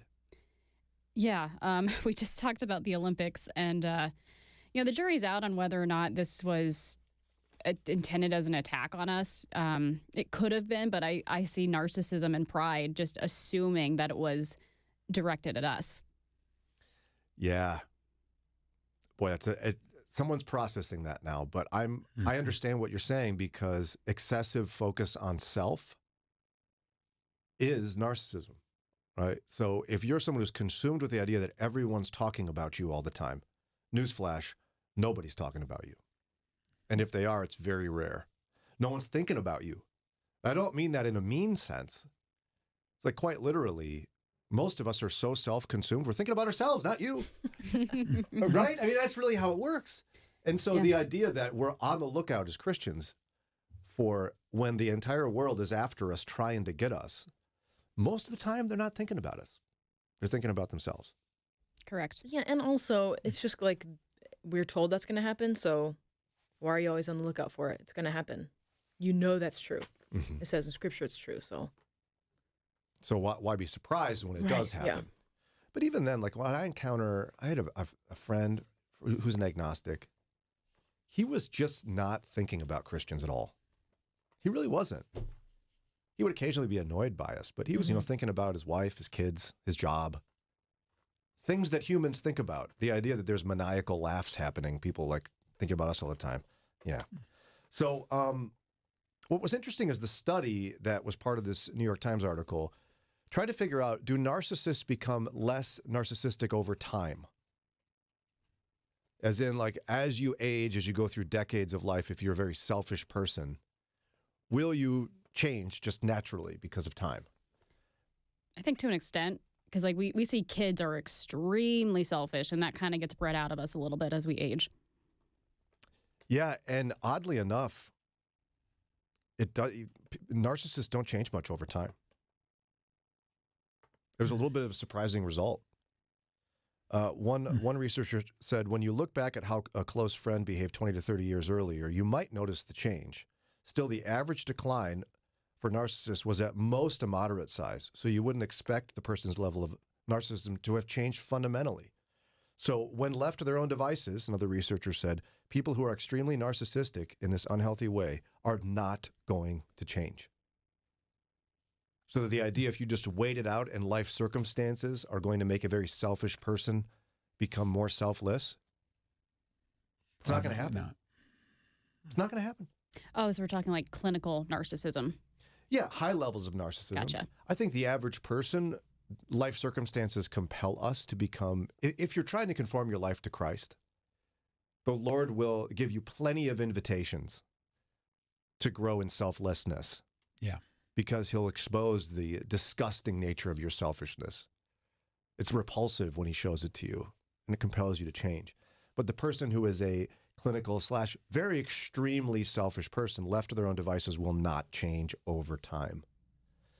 But the part that really got me, and we're going to get to it in just a minute, is they actually delineated 3 types of narcissism, and one of them doesn't sound at all narcissistic. I'll explain more about that here in just a quick minute. Moody Radio is thankful for listeners and support from businesses like Duma Meats and Farm Market. Duma Meats and Farm Market, supporting Moody Radio in Cleveland and surrounding areas. More information about Duma Meats and Farm Market is at dumameats.com. We're halfway through 2024. We've studied the first half of the book of Genesis with Today in the Word's devotional author, Ryan Cook. And now for July, Dr. Cook returns with the second half of Genesis. Follow the lives of Isaac, Jacob, and Joseph. We'll read stories of deceit, violence, and false accusations, and see firsthand how God keeps his promises. To join the Genesis study, download our free Today in the Word app or go to todayintheword.com. For some women, this struggle is very real. Would anyone love me if they knew? Will I ever be free from porn? First, you're not alone in this. And second, freedom is possible. Dr. Julie Slattery and Dr. Joy Skarka have written a new 8-week book and workbook called Her Freedom Journey, a beautiful blend of research, biblical truth, and very personal stories. Find Her Freedom Journey today at moodybooks.org. Mornings with Brian on Moody Radio Cleveland from 6 to 9 a.m. Get your coffee in hand. Let's start the day. 7:48 now. The New York Times talked about a study done on narcissism. For those who are just tuning in, if you're not familiar, narcissism is just essentially excessive interest and admiration of yourself. I mean, it's selfishness. Mm-hmm. And Christians struggle with this dramatically. Humans struggle with this dramatically so. Humility is a very difficult thing to achieve in a real sense, and it takes a long time to work on it. Now, this article's most interesting part to me was that it defines 3 different types of narcissism, and I want to go through them together, see what we think.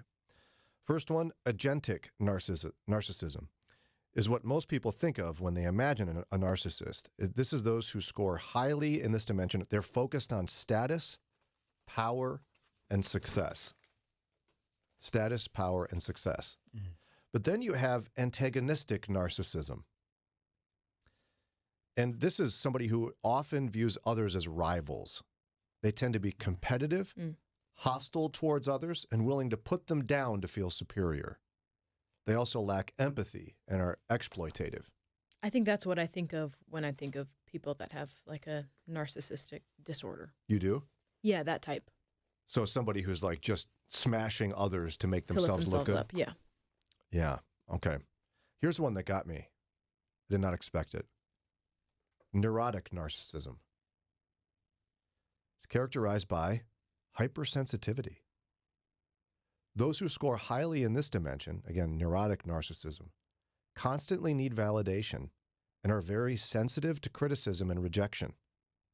They often experience significant shame, anxiety, emotional instability, insecurity, and self-doubt.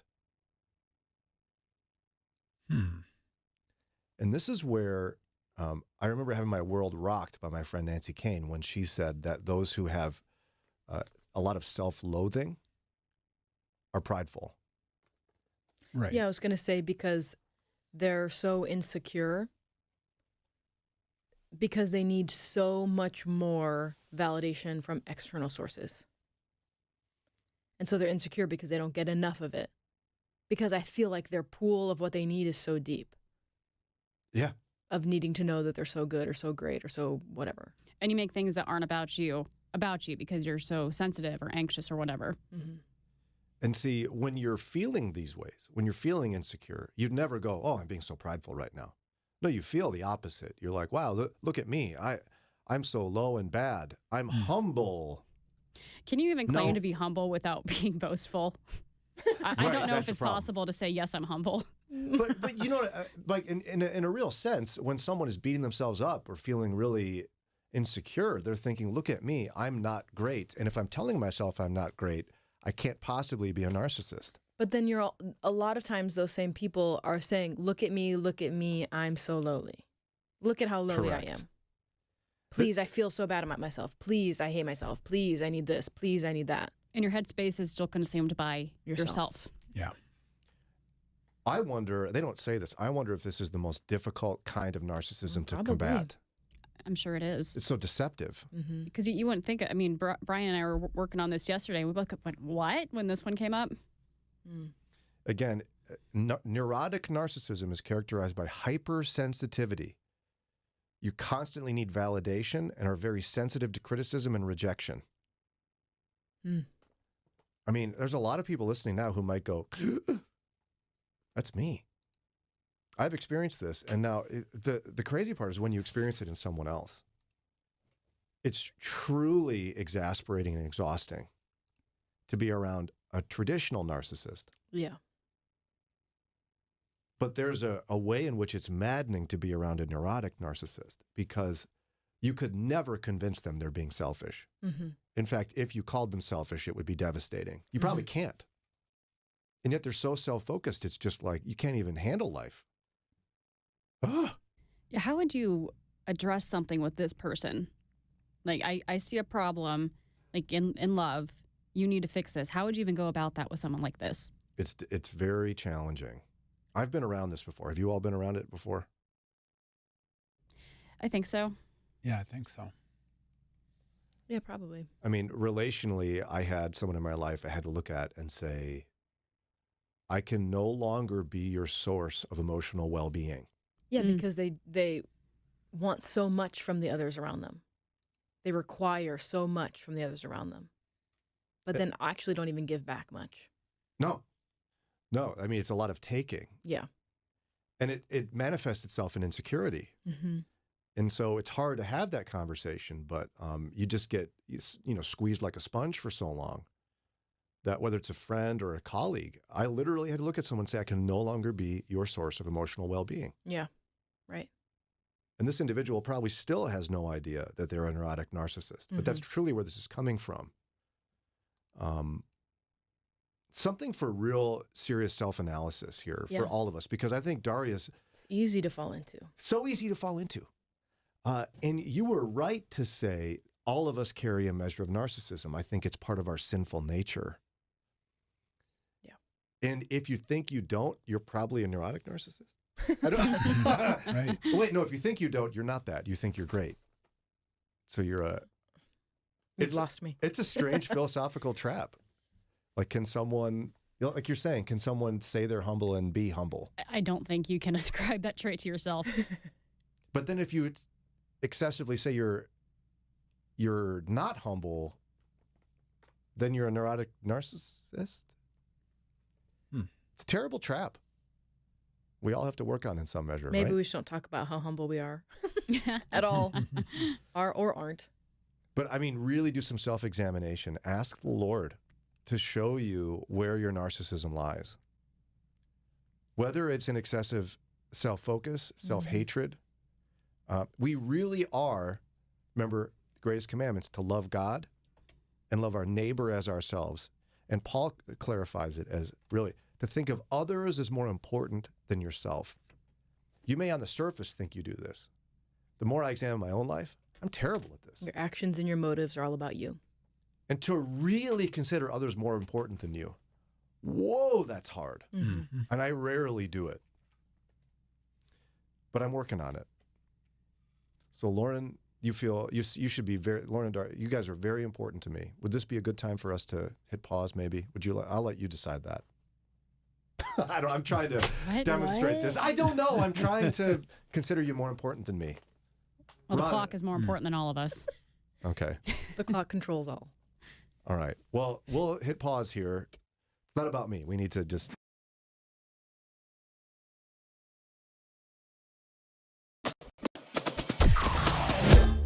Mornings with Brian. Moody Radio Cleveland. 103.3 at 6 to 9 a.m.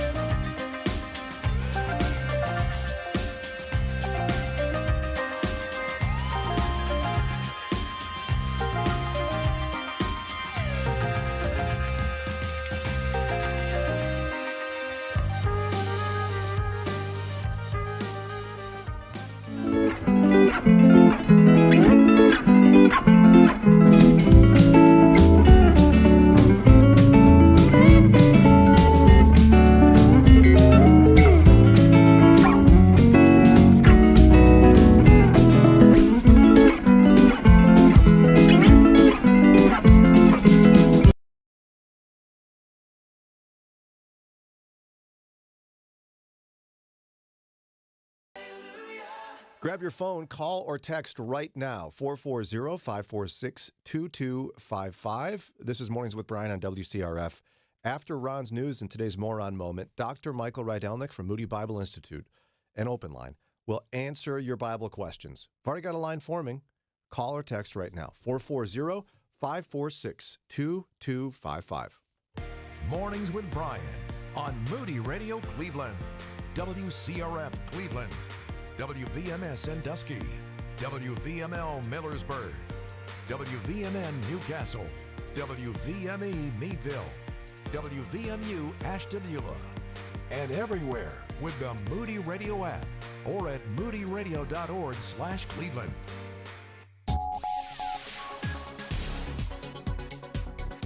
Hamas political leader Ismail Haniyeh has been killed. It's 8 o'clock. I'm Ron Eastwood, Moody Radio News.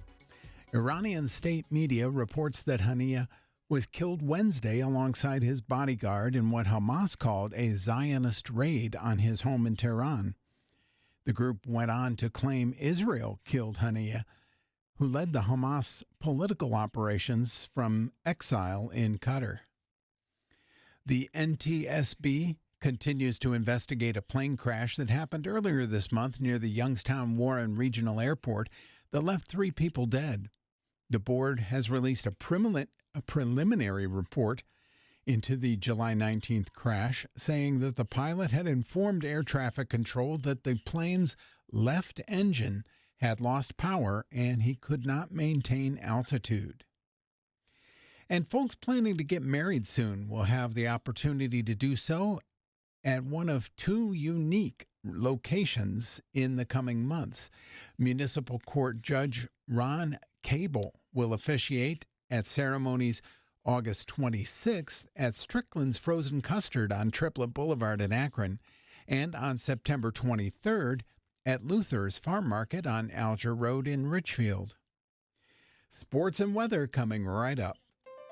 Need a good book to read this summer? Download the free ebook by Alistair Begg titled The Hand of God today. In this book, Alistair explores the depth of God's providence by looking at the epic drama in Joseph's life in the book of Genesis.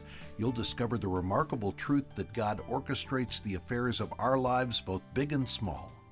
Download the Hand of God free ebook today at moodyradio.org/Hand of God. In sports, the Guardians tamed the Tigers 5-zip. The Pirates bombed the Astros 6-2, and the U.S. still leads the overall medals count at the Paris Olympics. Team USA now has 26 total medals, 8 more than France, who sits in second place, and China is third with 14 medals. Here is your Moody Radio Cleveland forecast. Mostly sunny and hot today with our highs in the lower 90s. At last check, we had clear skies. It's 72 degrees now in Cleveland, 71 Akron and Canton, Lorraine, Elyria 71 as well. It's time for your moron moment. New selfie stations are up and running at more than a dozen state parks here in Ohio. The Ohio Department of Natural Resources says the stations have been added to 15 state parks and 3 state nature preserves. The stations will give the visitors the chance to take the perfect picture with various backgrounds, including waterfalls, rolling hills, and lakes. And that's your Moron Moment. And you'll find that on our Facebook and Instagram.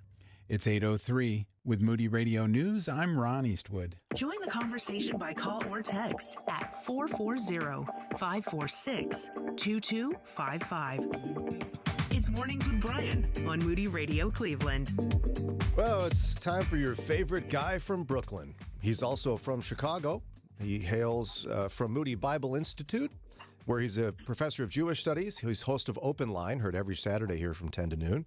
And he's the dean of the undergraduate school at Moody Bible Institute. Welcome back, Dr. Michael Rydelnik. Thank you very much. So, we have a new Jewish studies professor starting, he started officially July 1. So, stop it. Really? Yeah. I'll still be teaching the Jewish studies course, but as dean, you don't get to teach as much. So we needed to get a new Jewish studies prof. This is there haven't been many in the history of Moody Bible Institute. I'm number 5. There's number 6 coming, starting now. Dr. Michael Gabazon is his name. He's a former student of mine who I actually officiated at his wedding. So, dear friend, I love him, and great teacher, great young scholar. He and I were walking across campus his second year at Moody when he was a soph, and it was orientation week, and there was a new student sitting on the campus. I said, "Oh, look, there's a new young woman that's coming for Jewish studies. Let me introduce you." and that's who we married. So Michael and Hannah are welcomed at Moody. We're pretty excited about them starting as program head of Jewish Studies. You're a matchmaker. I didn't make a match. I just introduced them. Oh, you no, know, you get credit. I never dreamed that they would get together, but there we go. And it's kind of sweet, too, because it's kind of like Lauren and Eddie. They met at Moody. Oh, We don't need to go into this again. Brian. Moody Bridal Institute. Yes, it's one of the best features of Moody, I think. Don't you think, Lauren? Yes. She felt forced to say it. All right. So, Doc, we got Bible questions for you. 440-546-2255. You ready? Sure. Okay. John 20:17 is confusing to me. How can Jesus ascend to, quote, his God, and if he is also truly God? I've seen this verse used to argue that Jesus is not one with the Father. I've not yet. John 20:17? Yes. Don't cling to me, Jesus told her. I've not yet ascended to the Father, but go to my brothers and tell them I am ascending to my Father and your Father, to my God and your God. He's talking about God the Father, and he is God the Son. That's all that it's saying. We don't understand that there is just one essence of God, and that is this is a hard thing for people to grasp, the Trinity, but how could the one essence be Father, Son, Holy Spirit, three persons? Well, that's what the Bible reveals, and the Lord Jesus but he's very clear. He's going to the Father, and so he's going to ascend there. The question isn't just how can he ascend to the Father. The question is how could God the Son be incarnate for the entire earthly ministry and earthly incarnational time of the Lord Jesus if God is one, but the Lord Jesus asserts that I and the Father are one. And so the Father and the Son are united in one essence of deity. If someone wants to say, how can someone in the 50 questions that I responded to, someone had written and said, can you give a simple explanation of the Trinity? And my first sentence response was, I wish I could. I thought you just read, no. No, I can't. I can tell you what the Bible says. How we understand that is just one of those difficult things. So. Okay. Thank you. 440-546-2255. Do you tithe off of your gross or net income? And when you donate to a charity, is that considered tithing? I predicted this. He did. I told her that you would chuckle. And that was a chuckle. That was. Yeah. Well, I'm not going to tell people what I do. I tell people that, first of all, the presumption is that we're supposed to tithe. But if you read the Old Testament, there were 3 tithes in the law of Moses, plus Thanksgiving gifts that were even more beyond that. The 3 tithes are for the temple, for the priests, and then for the poor. The one for the poor is over 3 years. And so that comes to 23 1/3 per year of a person's giving. That was the constitution for Israel in the sense that it was sort of the governmental taxation system. And then there were free will offerings beyond that, Thanksgiving offerings.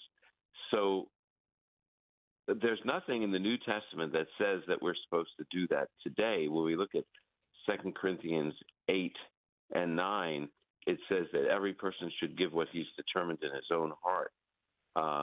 So I think 10% is a good place to start, but we need to seek God. I think what the New Testament teaches, grace giving, is regular and choose a percentage giving. And ask God whether he would like you to do that off net or gross. Don't ask Michael Rydelnik. And then what you do is you obey God. Now, some people, if they gave 10%, it wouldn't be enough. And other people, if they gave 10%, it would be hurting their financial protection and care for their family. So what I would say is give joyfully. That's what the scriptures teach.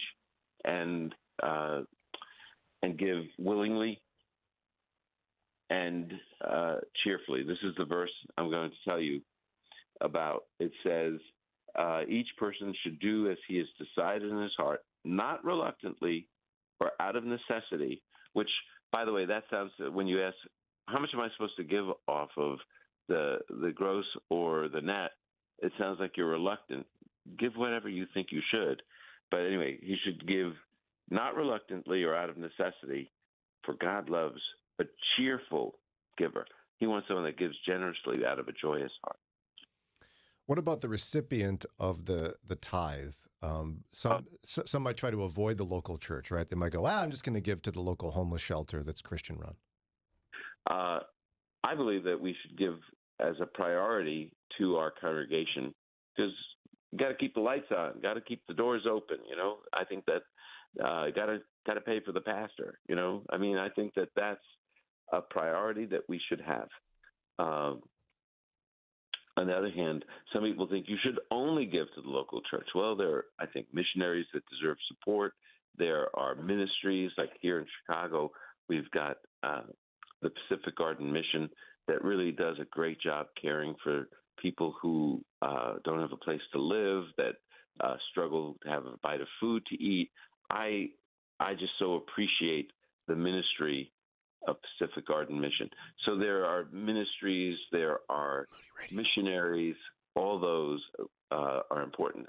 Wait, I'm going to add something. Oh. There are schools like Moody Bible Institute that prepare people for ministry and are tuition paid by by the people that believe in what Moody is doing with our students, which is why we're going to have 48 hours of impact next week to remind people of that and ask people to have the impact on their lives so our students can go out and have an impact on others when they leave. So, yeah, that's what I was going to say. Perfect. I was just helping. That's all. Yeah, I appreciate it. Do you? 440-546-2255. What's next, Lauren? I've seen the Bible reference Satan and Jesus as, quote, the morning star. What do you know about this? It's a figure of speech. A morning star is, what do you think of? It's the bright first star that you see, right? The morning star. Okay. Yeah. The last star, basically. It's bright, and the sky is dawn is coming, but there's still one star that's shining brightly, the bright and morning star. It's a figure of speech. It's saying that Jesus shines in our lives and shines to the world. That's all it's saying. It's a figure of speech. Is it also used in reference to Satan, though? This person thought that's the case. Oh, well, yeah. In Ezekiel 28, it's a figure of speech. It's not a technical term or a title or something, yeah, or a title or anything like that. It's a figure of speech in Ezekiel chapter 28. Listen, the Lord Jesus is called the Lamb of God, right? Mm-hmm. But it also says that the people of Israel went like lambs to the slaughter in the Psalms. So, wait, who's the lamb? Depends on the context. A figure of speech is not used in a technical sense only of one. It's used depending on the context. It can be used in different ways.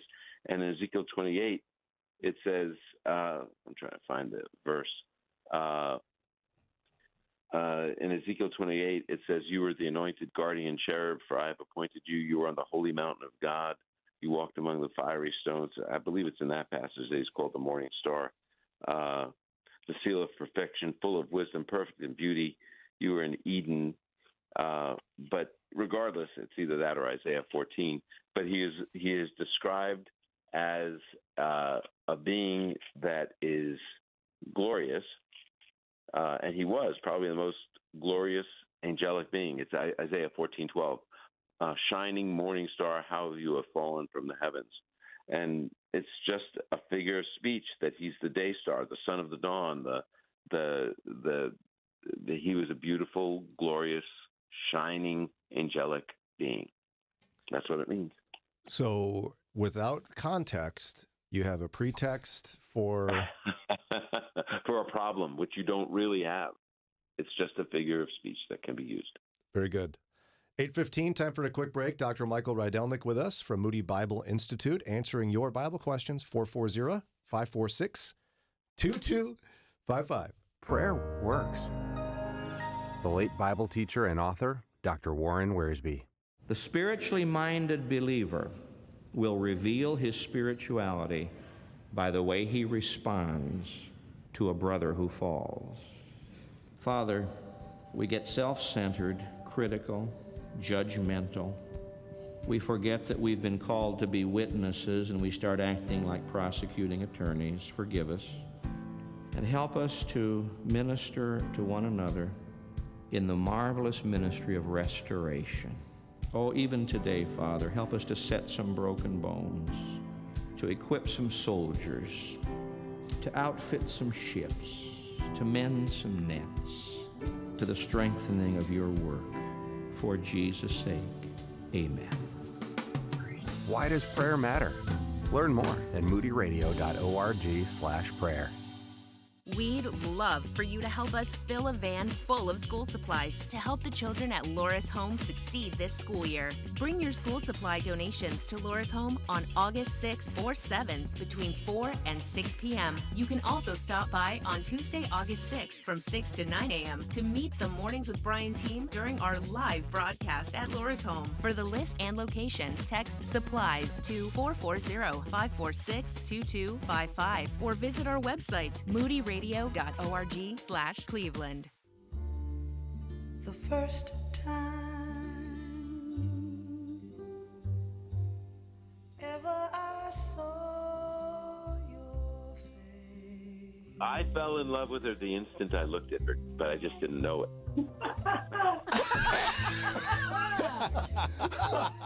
Her laugh behind you was my very favorite thing. Oh my gosh. Dr. Michael Rydelnik. He is the best guy we know. Who wouldn't fall in love with Eva the minute you met her? You're right. Come on. Most people I've met in a platonic sense totally agree with you on that. Yeah, of course. She's actually my students when she substitutes for me in class. They never want me to come back. No, and people think you're kidding about that. Tiresome. Oh, we thought Mrs. Rydelnik was going to be teaching. I'm like, yeah, get out of here. Yeah, people think you kid about that, but when my oldest daughter met you and Eva, she walked away going, yeah, Michael's great, but Eva, I love Eva. Yep, that's it. I was like, it happens to everybody. It happens to everybody. Yeah, okay. Exactly. You ready for more Bible questions? Oh, you're breaking up there. Can you say that again? You ready for more Bible questions? Oh, yeah. There we go. Good. Here we go. Exodus 4:24 through 26 seems so out of context from the rest of the chapter. Can you explain why God wanted to kill Moses and why his wife, not him, performed the circumcision? Because God wanted to kill Moses because he didn't circumcise his son. It's the father's responsibility. And it says, here Moses has been called by God to become the leader of the people enslaved and lead them out of Egypt. And he arrives, he's on his way, he's not arrived yet. And the Lord confronted him and was saying, how do you, this is the Rydelnik paraphrase. On the trip at an overnight campsite, it happened the Lord confronted him and said to him, how can you become the leader of the people of Israel and not be an obedient son of Israel by circumcising your son on the 8th day? What's up with you, Moses? What kind of leadership example are you? Maybe I need to put you to death and get a different leader. And so after that confrontation, Zipporah said, well, if you're too queasy to do this task, she took a flint and circumcised her son and took the foreskin because this is so foreign to her. And she threw that foreskin at Moses' feet and said, you are a bridegroom of blood to me. I don't understand this circumcision, but I had to do it to keep you from being killed. So God let him alone. At that time, she said, you are a bridegroom of blood, referring to the circumcision. And that's it. God was saying how, as the context is, I've called you to lead, and you haven't been faithful to the covenant. the commitment that every Jewish man was supposed to make, and so it was. I don't think God knew exactly. I mean, I do think that God knew exactly what would happen, but he was basically saying, "Listen, Moses, if you're going to lead, you need to be obedient. You need to be a model of an example of obedience." And it sounds like his wife was mad at him. Yeah, I bet she was. She wasn't. She was a Midianite, right? This is not her tradition. She's like, "What in the world? We don't do this." The whole circumcision thing. People wonder why circumcision is so important part of the Abrahamic covenant. It's because God promised to this covenant to Abraham, Isaac, Jacob, and their seed. And of course, the circumcision is not a sign to the world. It's an outward sign to individual Jewish people that I am part of this covenant people, and I will transmit the seed from generation to generation, and thereby the covenant is being transferred. And so that's the reminder. That's why the very private area is the area that is circumcised as an outward sign to the individual descendant of Abraham, Isaac, and Jacob. That's the whole point of it. And Moses, even today, Jewish people still have their babies circumcised on the 8th day. Many people don't realize this. There's obviously a professional. A mohel is the Hebrew word of professional circumciser that comes in to do it. Yet in the ceremony, the Jewish father indicates that the mohel is acting in his name, recognizing the father's responsibility to do it. Okay. Thanks, Michael. Mm-hmm. What sins are we supposed to confess to one another, and why is it important to do that if we confess our sins to God and He forgives us? In James chapter 5, it says, "Confess your sins to one another." And then this is misunderstood to mean that every secret sin I might have had, instead of bringing it to God, I bring it usually in a college setting at a revival time in front of the whole campus. And I confess my sins to one another, is what a lot of college students think. But that is not what that means. I find that it's so common, though, for young people to think that that's part of revival when we confess our sins to one another. In James 5, I think what it's talking about is that if anyone sins against another person, it's not enough to confess that sin to God.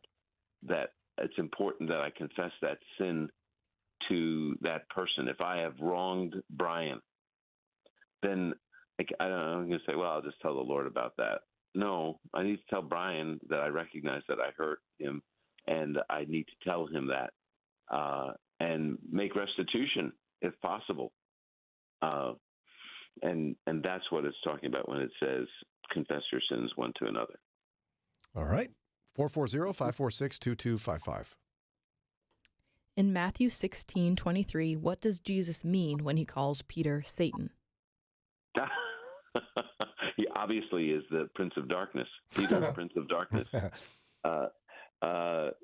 He is talking about in Matthew 16. It's so amazing. That's such a great passage because it goes from Peter's great confession. Who do men say that I am? Well, there are all these different things. Elijah, different people, Jeremiah. And wait, but who do you say that I am? Oh, you're the Messiah, the Son of the living God. Flesh and blood hasn't revealed this to you, but God's shown you this, Peter. That's the context. Peter's great confession. And then when the Lord starts talking about going to the cross in Matthew 16, he says, "Oh, Lord, this will never happen to you." He goes from his great confession right to his great confusion. And he turned and told Peter, "Get behind me, Satan. You are an offense to me because you're not thinking about God's concerns, but man's." He is not saying that Peter is Satan. He's not saying that Peter is possessed by Satan. He is saying that the message that Peter has is one that Satan would agree with and, in fact, make people think was that the Messiah wouldn't be willing to die for them and go to the cross. And so he is recognizing sort of the source of that thinking that led to Peter's great confusion. He is not calling Peter personally possessed by the Prince of Darkness. I don't think that's what it's talking about. He's just saying, look, Peter, that idea that you have, let me let you know where that comes from. All right. What is your interpretation of 1 Timothy 2:11 through 15? Oh, that's an easy one. Do you know what it is? Oh, yeah. What is it again? It's it's the passage that says a woman should learn in silence. Oh. I don't allow a woman to teach or have authority over a man. She's to be silent. Adam was created first, but the woman was for Adam was created first, then Eve, and Adam was not deceived, but the woman was deceived and transgressed. But she will be saved through childbearing. Now, let me just say, this is a teaser for a week from now. We start with that question next week, and I take the whole first part of our time to talk about that passage because it is disputed by some. They say that was just a temporary injunction. That was the lesson Paul gave to Timothy in Ephesus, and it doesn't apply to the whole church for all time. And others say, no, there are some limitations, and then they abuse this and make it very, very strict, and they don't really teach what it exactly is saying. So in light of the great disputes on this passage, how about we talk about it when I have some time and not right up against the break? Okay? Sounds good. Thanks for that, Michael. And I'm Can guessing you this is in Lauren, your... Can you bring that up first next week when we're together again? Yep, I've already written it down. Yeah, she doesn't. She's got systems in place. She'd never forget that. Thank you, Lauren. Did you cover that in your book on the 50 questions? Mm-mm. I refuse to take anything controversial in that sense.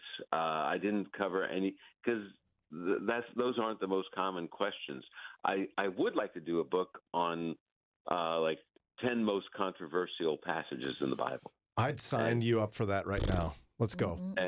And do the passages about women being silent, or the passages about people argue about tongues and other spiritual gifts like that, and prophecy. And I didn't want to write my views on that in the 50 Questions book to just alienate people. I thought I'd save a separate book to alienate my audience. You could call it something like "I'm about to alienate you." Yeah, right. How to annoy your radio listeners. That's it. I'll write the forward if you want. Just keep that in mind. Yeah, but one of the things often when I get this passage in 1 Timothy 2 or 1 Corinthians 12 through 14 about the gift of tongues, what I always say is, these are not good guy, bad guy questions. These are differences of opinion that are intramural discussions, and we have to show each other grace when we disagree about it. However, I find that those are the questions that people get the most mad about when I answer it. Too bad. All right, Lauren, can we squeeze in one more, Lauren? Sure. Who is Jesus addressing in Matthew 12:36? Let me tell you, I think I know what he's talking about there. That's talking about the blasphemy of the Holy Spirit, I believe. I think that's it. Let's see. No, I tell you that on that day of judgment, people will have to account for every careless word they speak. The context here, either make the tree good and its fruit bad, or make the tree bad and its fruit bad, for the tree is known by its fruit. That's a phrase that is used in Matthew 7, you shall know them by their fruit, about false teachers. So how do you determine false teachers? You determine them by the fruit of their lives. And then here in this passage, it's talking about just people in general. You know them by their fruit. He calls them a brood of vipers. He's talking about religious leaders. How can you speak good things when you are evil? For the mouth speaks from the overflow of the heart. A good man produces good things. And then it says, I tell you, in that day of judgment, people will have to account for every careless word they speak. So I think that this is speaking in general about people who probably don't know the Lord. However, I think that's the day of judgment when we all stand before God. Every careless word that will be self-condemning will be people will say, oh my, I really did say that. However, the Bible teaches that even believers will one day stand before the Lord, and we will have to give an account for our service to him. That's called the Bema seat of Messiah, or the judgment seat of Messiah. And it's talked about in 1 Corinthians 3. It says that our service is compared to wood, hay, straw, or gold, silver, and precious gems. That's what our works are like. And if our works are burned up, we'll still be saved, but by the flesh, by the skin of our teeth, basically. Yet so as through fire. And that's how the text says it. So I do believe that even though that I think is speaking specifically about every idle word that we speak, if we don't know the Lord, that will be brought up on the day of judgment. I think that believers have to be cautious, because I think that very well may be the case at the Bema seat, the judgment seat of Messiah. So, all right, that does it for this week. And Dr. Michael, way, right? Yeah. Yep. We have to, shouldn't that be a great warning? But the tongue is the world of iniquity. It's a fire. Boy, do we have to guard our speech. Don't you think? That totally agree. It's just amazing. Yeah. I don't want to miss the application on this. Be cautious how we use our tongue to tear people down. In some places, I found that people think they can tear people down completely as long as they say, "Well, bless her heart," afterwards. A Southern insult is what that is. But my reminder to myself is be very careful how you use your speech, because God's listening, and one day I will have to stand before him about those idle words. I think every one of us should be careful about that. Great point. Again, Dr. Michael Rydelnik, professor of Jewish Studies at Moody Bible Institute, host of Open Line, heard Saturdays. Don't miss it, 10 to noon right here. He's dean of the undergraduate school, and he wants you and anyone you know to go to Moody Bible Institute. You could start this fall. Go to moody.edu. Again, moody.edu for more information. Did I get that right? Yep. Yeah, you did. Great. Thanks for the reminder. Yeah, and you never know. He might introduce you to your future spouse. You just never know. Never know. Could happen. Thanks, Michael. Talk to you next time. Okay. See you next week. Bye. Bye. 8:33 coming up in a minute. No big deal. Just going to hang out on the radio with an astrophysicist. Pretty usual. The usual.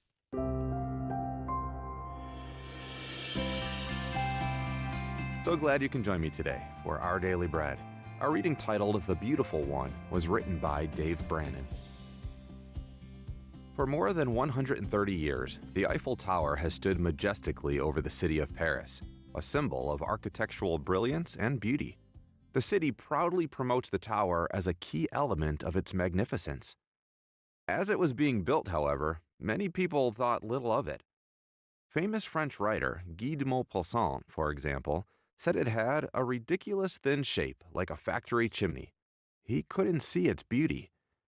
Those of us who love Jesus and have entrusted our hearts to him as our Savior count him as beautiful for who he is and what he's done for us. Yet the prophet Isaiah penned these words. He had no beauty or majesty to attract us to him, nothing in his appearance that we should desire him. But the towering majesty of what he did for us is the truest, purest form of beauty that humans will ever know and experience. He took up our pain and bore our suffering. He was pierced for our transgressions. He was crushed for our iniquities. The punishment that brought us peace was on him, and by his wounds we are healed. We'll never know anyone as beautiful, as majestic, as the one who suffered for us on the cross, taking the unspeakable punishment of our sins upon himself. That's Jesus, the beautiful one. Let's look to him and live.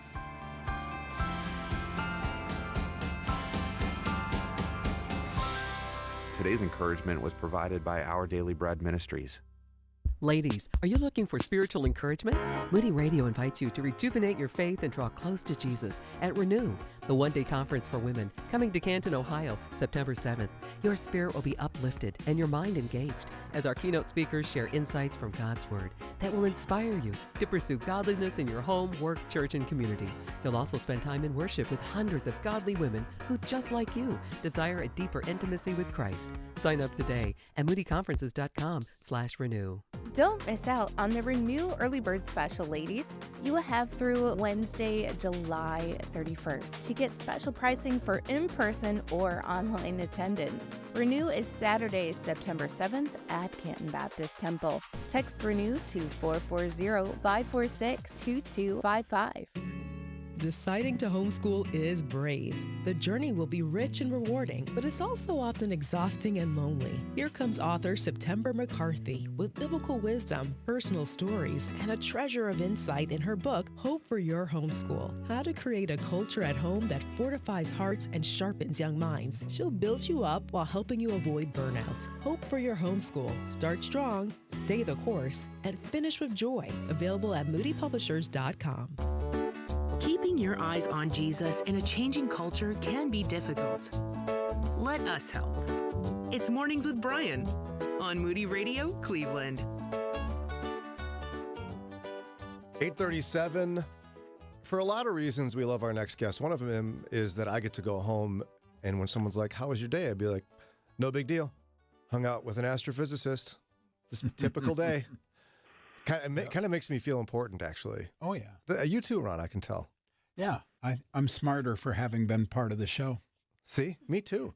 And it's time for him. He's a regular contributor to the show. He's a senior scholar, founder, and former president of Reasons to Believe. And of course, he's an astrophysicist who holds a degree in physics from the University of British Columbia and a PhD in astronomy from the University of Toronto. Clearly a slacker. Here he is, Dr. Hugh Ross. Hello. It's good to have you back, my friend. Now, you're an astrophysicist, and your current focus has been on inerrancy and reliability in Scripture. Why the focus on that? Because it's under attack like it's never been before. I mean, it's been under attack for centuries, but it seems to be especially focused now, mainly because you got some world-leading conservative theologians claiming science forces us to abandon biblical inerrancy. But they're not scientists. So as a scientist, I've jumped in and said, wait a minute. It's actually the opposite. Science is giving us a stronger case for biblical inerrancy. We're not in a position where we have to throw it away. So why would these conservative theologians claim that science forces someone? What's their theory to say that it forces you to abandon inerrancy? Well, they look at genetics especially and make the point that, hey, it looks like Neanderthals are just as human as we are, and that we're both descended from a common ancestor with the chimpanzees. So this idea is archaic, that we're all descended from one man and one woman that God specially created just tens of thousands of years ago. And then they're also abandoning the doctrine of original sin, saying this idea we got sin from just one man, that needs to be tossed out too. Although they are claiming that all humans are sinners, just that we didn't get it from Adam. Well, they're just making that up out of thin air? Like, where are they getting this? Well, they're reading a limited amount of the scientific literature, and they're persuaded that there's an overwhelming case establishing that humans are descended not from two people, but from hundreds, even thousands of people. And also they're looking at certain scientific papers that are making the claim that Neanderthals are just as human as we are. But they're not reading all the scientific literature. I mean, what I try to do in my book is say, hey, you need to read the scientists who are critiquing these claims. You can't just read a few selected papers. So what are the scientists who are critiquing the claims saying? Well, they're saying that when you look at Neanderthals, their behavior is different. Their anatomy is different. There's no way that they're one and the same species with us. Only humans have symbolic capability. And where you really see the biggest anatomical differences is in the brain. We have a different brain structure. Neanderthal's brain is more like a Coke can, cylindrical, whereas ours is more like a basketball. It's globular. We have a huge parietal lobe, which allows us to engage in philosophy and mathematics and theology. And, you know, even the way we're built, our arms and legs are different. They're wonderfully designed for a cold climate. We're wonderfully designed for a hot climate. But notice that we humans quickly displaced the Neanderthals because we were able to develop the technology to produce clothing. So evidence shows that we were able to move into much colder climate zones than they were able to tolerate. And then there's claims that they had control over fire. Well, it's just like the chimpanzees. They took advantage of wildfires. They didn't have control over fire. We know that because the evidence for Neanderthals being associated with fire is in the summertime, not the wintertime. And are these scientists who are writing these critiques that you're just describing, are they Christians, are they non-Christians, or both? They're both, but predominantly non-Christians. Huh. I mean, what's interesting is some of the leading atheist anthropologists are saying there's no way to escape the scientific evidence that we humans are exceptional. We're radically different from all other species of life on planet Earth. So even if you cite the atheists and some of the best of the atheists, you get a really strong, wait a minute, we humans are different. So to what extent are secular anthropologists and scientists buying into the idea of a single man and woman as the origin of humanity? Well, I think one reason why you got theologians saying we have to abandon that, they have the idea in reading Scripture that the Bible claims that humans showed up less than 10,000 years ago. And if you read Genesis chapter 2, it talks about 4 rivers coming close together in the Garden of Eden. It names the rivers, tells you where they flow from. They're easy to identify. 2 are flowing today, the Tigris and the Euphrates. 2 are dry riverbeds, the Gihon and the Pishon. And the only place they come close together is in the southeastern portion of the Persian Gulf, which today is more than 200 feet below sea level. But during the last ice age, it was above sea level. So my point is the Bible's not teaching that it's 6,000 to 10,000 years ago. It's putting it during the last ice age. And in that case, you don't have a genetic conflict. So when you begin to focus your attention as well on biblical inerrancy, what are some of your thoughts in terms of how you convince people that it is actually inerrant, beyond what you've already shared? Yeah, you need to look at all the creation texts in the Bible, and not just those that are in the book of Genesis. And, part of it's from my own story. I was not raised in a Christian home, and I spent 18 months going through the Bible an hour or 2 a day looking for a provable error or contradiction. I couldn't find any. And now 50 years later, I still can't find any. Now, if you put the Bible in the worst possible interpretive light, which is what these theologians are doing, they're saying, hey, this text contradicts that text. Well, it depends on how you interpret the text. Or they say it doesn't get the numbers right. Well, they need to recognize that sometimes the Bible rounds numbers off. It doesn't give you to 4 places of the decimal. So, once you take the approach of putting the Bible in the best possible interpretive light, there is no case for saying there's errors or contradictions in the Bible. And, we're not just talking of matters of faith and practice. Science, geography, history, any subject, the Bible proves to be inspired and inerrant. Yeah, and that's one of the fascinating parts of your testimony is, as I recall, you saved the Bible for last, right? You examined other religious texts as well? I did, and I put them all in the best possible interpretive light. But when I did that with the Quran or the Hindu Vedas or the Buddhist commentaries, I found numerous clear contradictions of established science, geography, and history. When I did that to the Bible, not only did not find any mistakes, I noticed that it predicted future historical events and predicted future scientific discoveries. It always got it right. And I said, that's beyond human capability. This has to be inspired by the one that actually did all the creation events. Now, can you recall some of the things in the other religious texts that jumped out at you as an obvious scientific error? Well, I mean, when I went through the Quran, it talks about 7 layers of heaven, but it puts the stars closer to us than the planets, and you don't need a telescope to know that that's incorrect.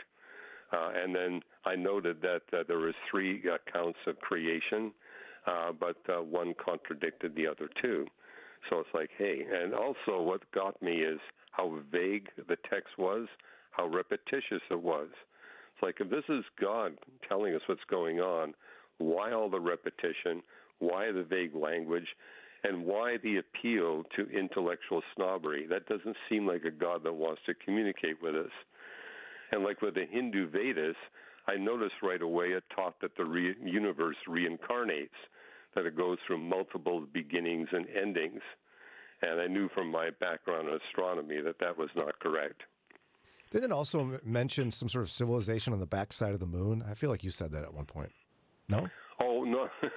That comes from UFO phenomena, where these so-called UFO beings, when asked where they come from, well, 150 years ago, they said they were from the backside of the moon. But one reason why I say their story can't be trustworthy, they keep changing the story. And then they said, well, we're from Venus. And people figure out how hot it was on Venus. They said, oh, we're from Mars. Now they're telling people we're from another planetary system. Yeah, see, I get all of your cool ideas confused sometimes. Sorry about that. Now, you mentioned the Bible actually, as you were reading it, as more of a critical analysis to decide what you're going to do with issues of theology. You said the Bible predicted future scientific discoveries? Well, what got me almost immediately was realizing that the Bible taught that the universe has a beginning that includes the beginning of space and time. It's the only holy book that explicitly states that. And I was reading the Bible at the same time during my teenage years when physicists were developing the first of the space-time theorems that prove the space and time at the beginning. And all the multiple passages in the Bible that tell us the laws of physics don't change, that we live in a universe that's expanding with respect to time. And I said, that's Big Bang cosmology. And no astronomer even had a hint about that until 1925, when a Belgian priest was the first to formulate the Big Bang creation model for the universe. Wow. But the Bible predicted it thousands of years earlier. Wow. Dr. Hugh Ross, again, making me feel like I might be smarter when this is done. Emphasis on might. Again, he is an astrophysicist, senior research scholar, founder, and former president of the ministry Reasons to Believe, where they examine science and show how it points to a creator, our creator, the Lord Jesus. For more information, go to reasons.org. Again, reasons.org. Thanks again for your time, Dr. Ross. As always, we're grateful for you. Oh, you're very welcome. All right. It is 8:48. Lauren, I learned in that one, if I ever refer to your brain as globular. You're being nice. Yeah. That means I can do maths. Yeah, but if I call your brain cylindrical. Can't even build a fire. Math. Yeah, I'm basically like, you're a Neanderthal. But I would never call you that, because when I think of you, I think of globular brain. Thank you. Were you looking at space-time theorems, you guys, when you were teens? Yeah, I really was. Of course. I mean, I was really into it. If you count Back to the Future, I absolutely was. If you count Bill and Ted's Excellent Adventure, I also absolutely was. If you count the TV show Time Tunnel, I was. So we are astrophysicists. Yes, thank you. More coming up. Moody Radio's thankful for support from listeners and businesses like Deerfield Ag Services. They help in adaptation of new technologies and techniques of farm and business management. More information about Deerfield Ag and how they can help is at deerfieldagservices.com. Her name is Jenny, and maybe like you, she and her husband got tired of their health care getting more and more expensive, so they did it. They went with MediShare. We signed on with MediShare in March, had a really great experience. It was super easy to get going with them.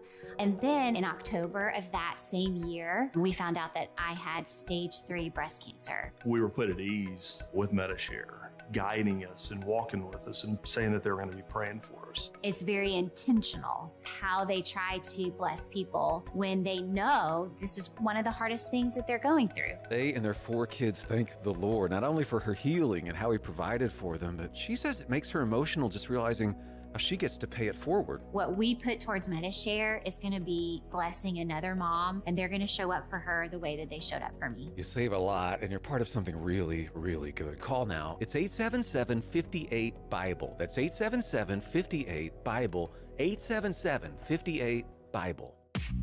It's a no negativity zone on Moody Radio Cleveland.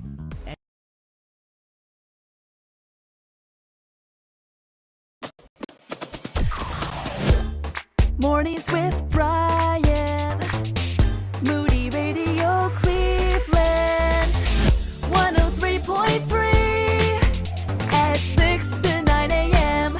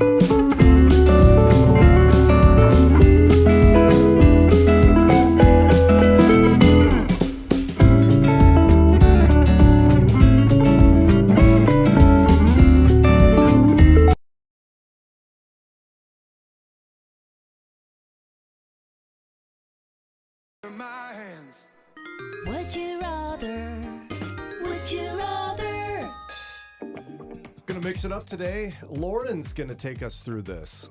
Look So out. I won't be as prepared. Yeah, that's good. That's what we want. Exactly. Okay.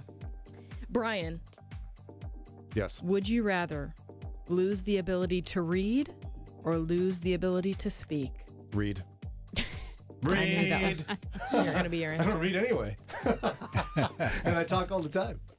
So how are we going to tell you what you have to talk about every day if you can't read the He note? doesn't read it anyway. So true. I could have you read it to me. Oh, I'm not doing that. I'm so sorry. No. We could have LaFonda over there do it for me. Daria. I'll have to get you a robot that like reads to you or something. Oh, that would be so annoying. I'd do that. Like Sounds a little fun. computer that sits right there.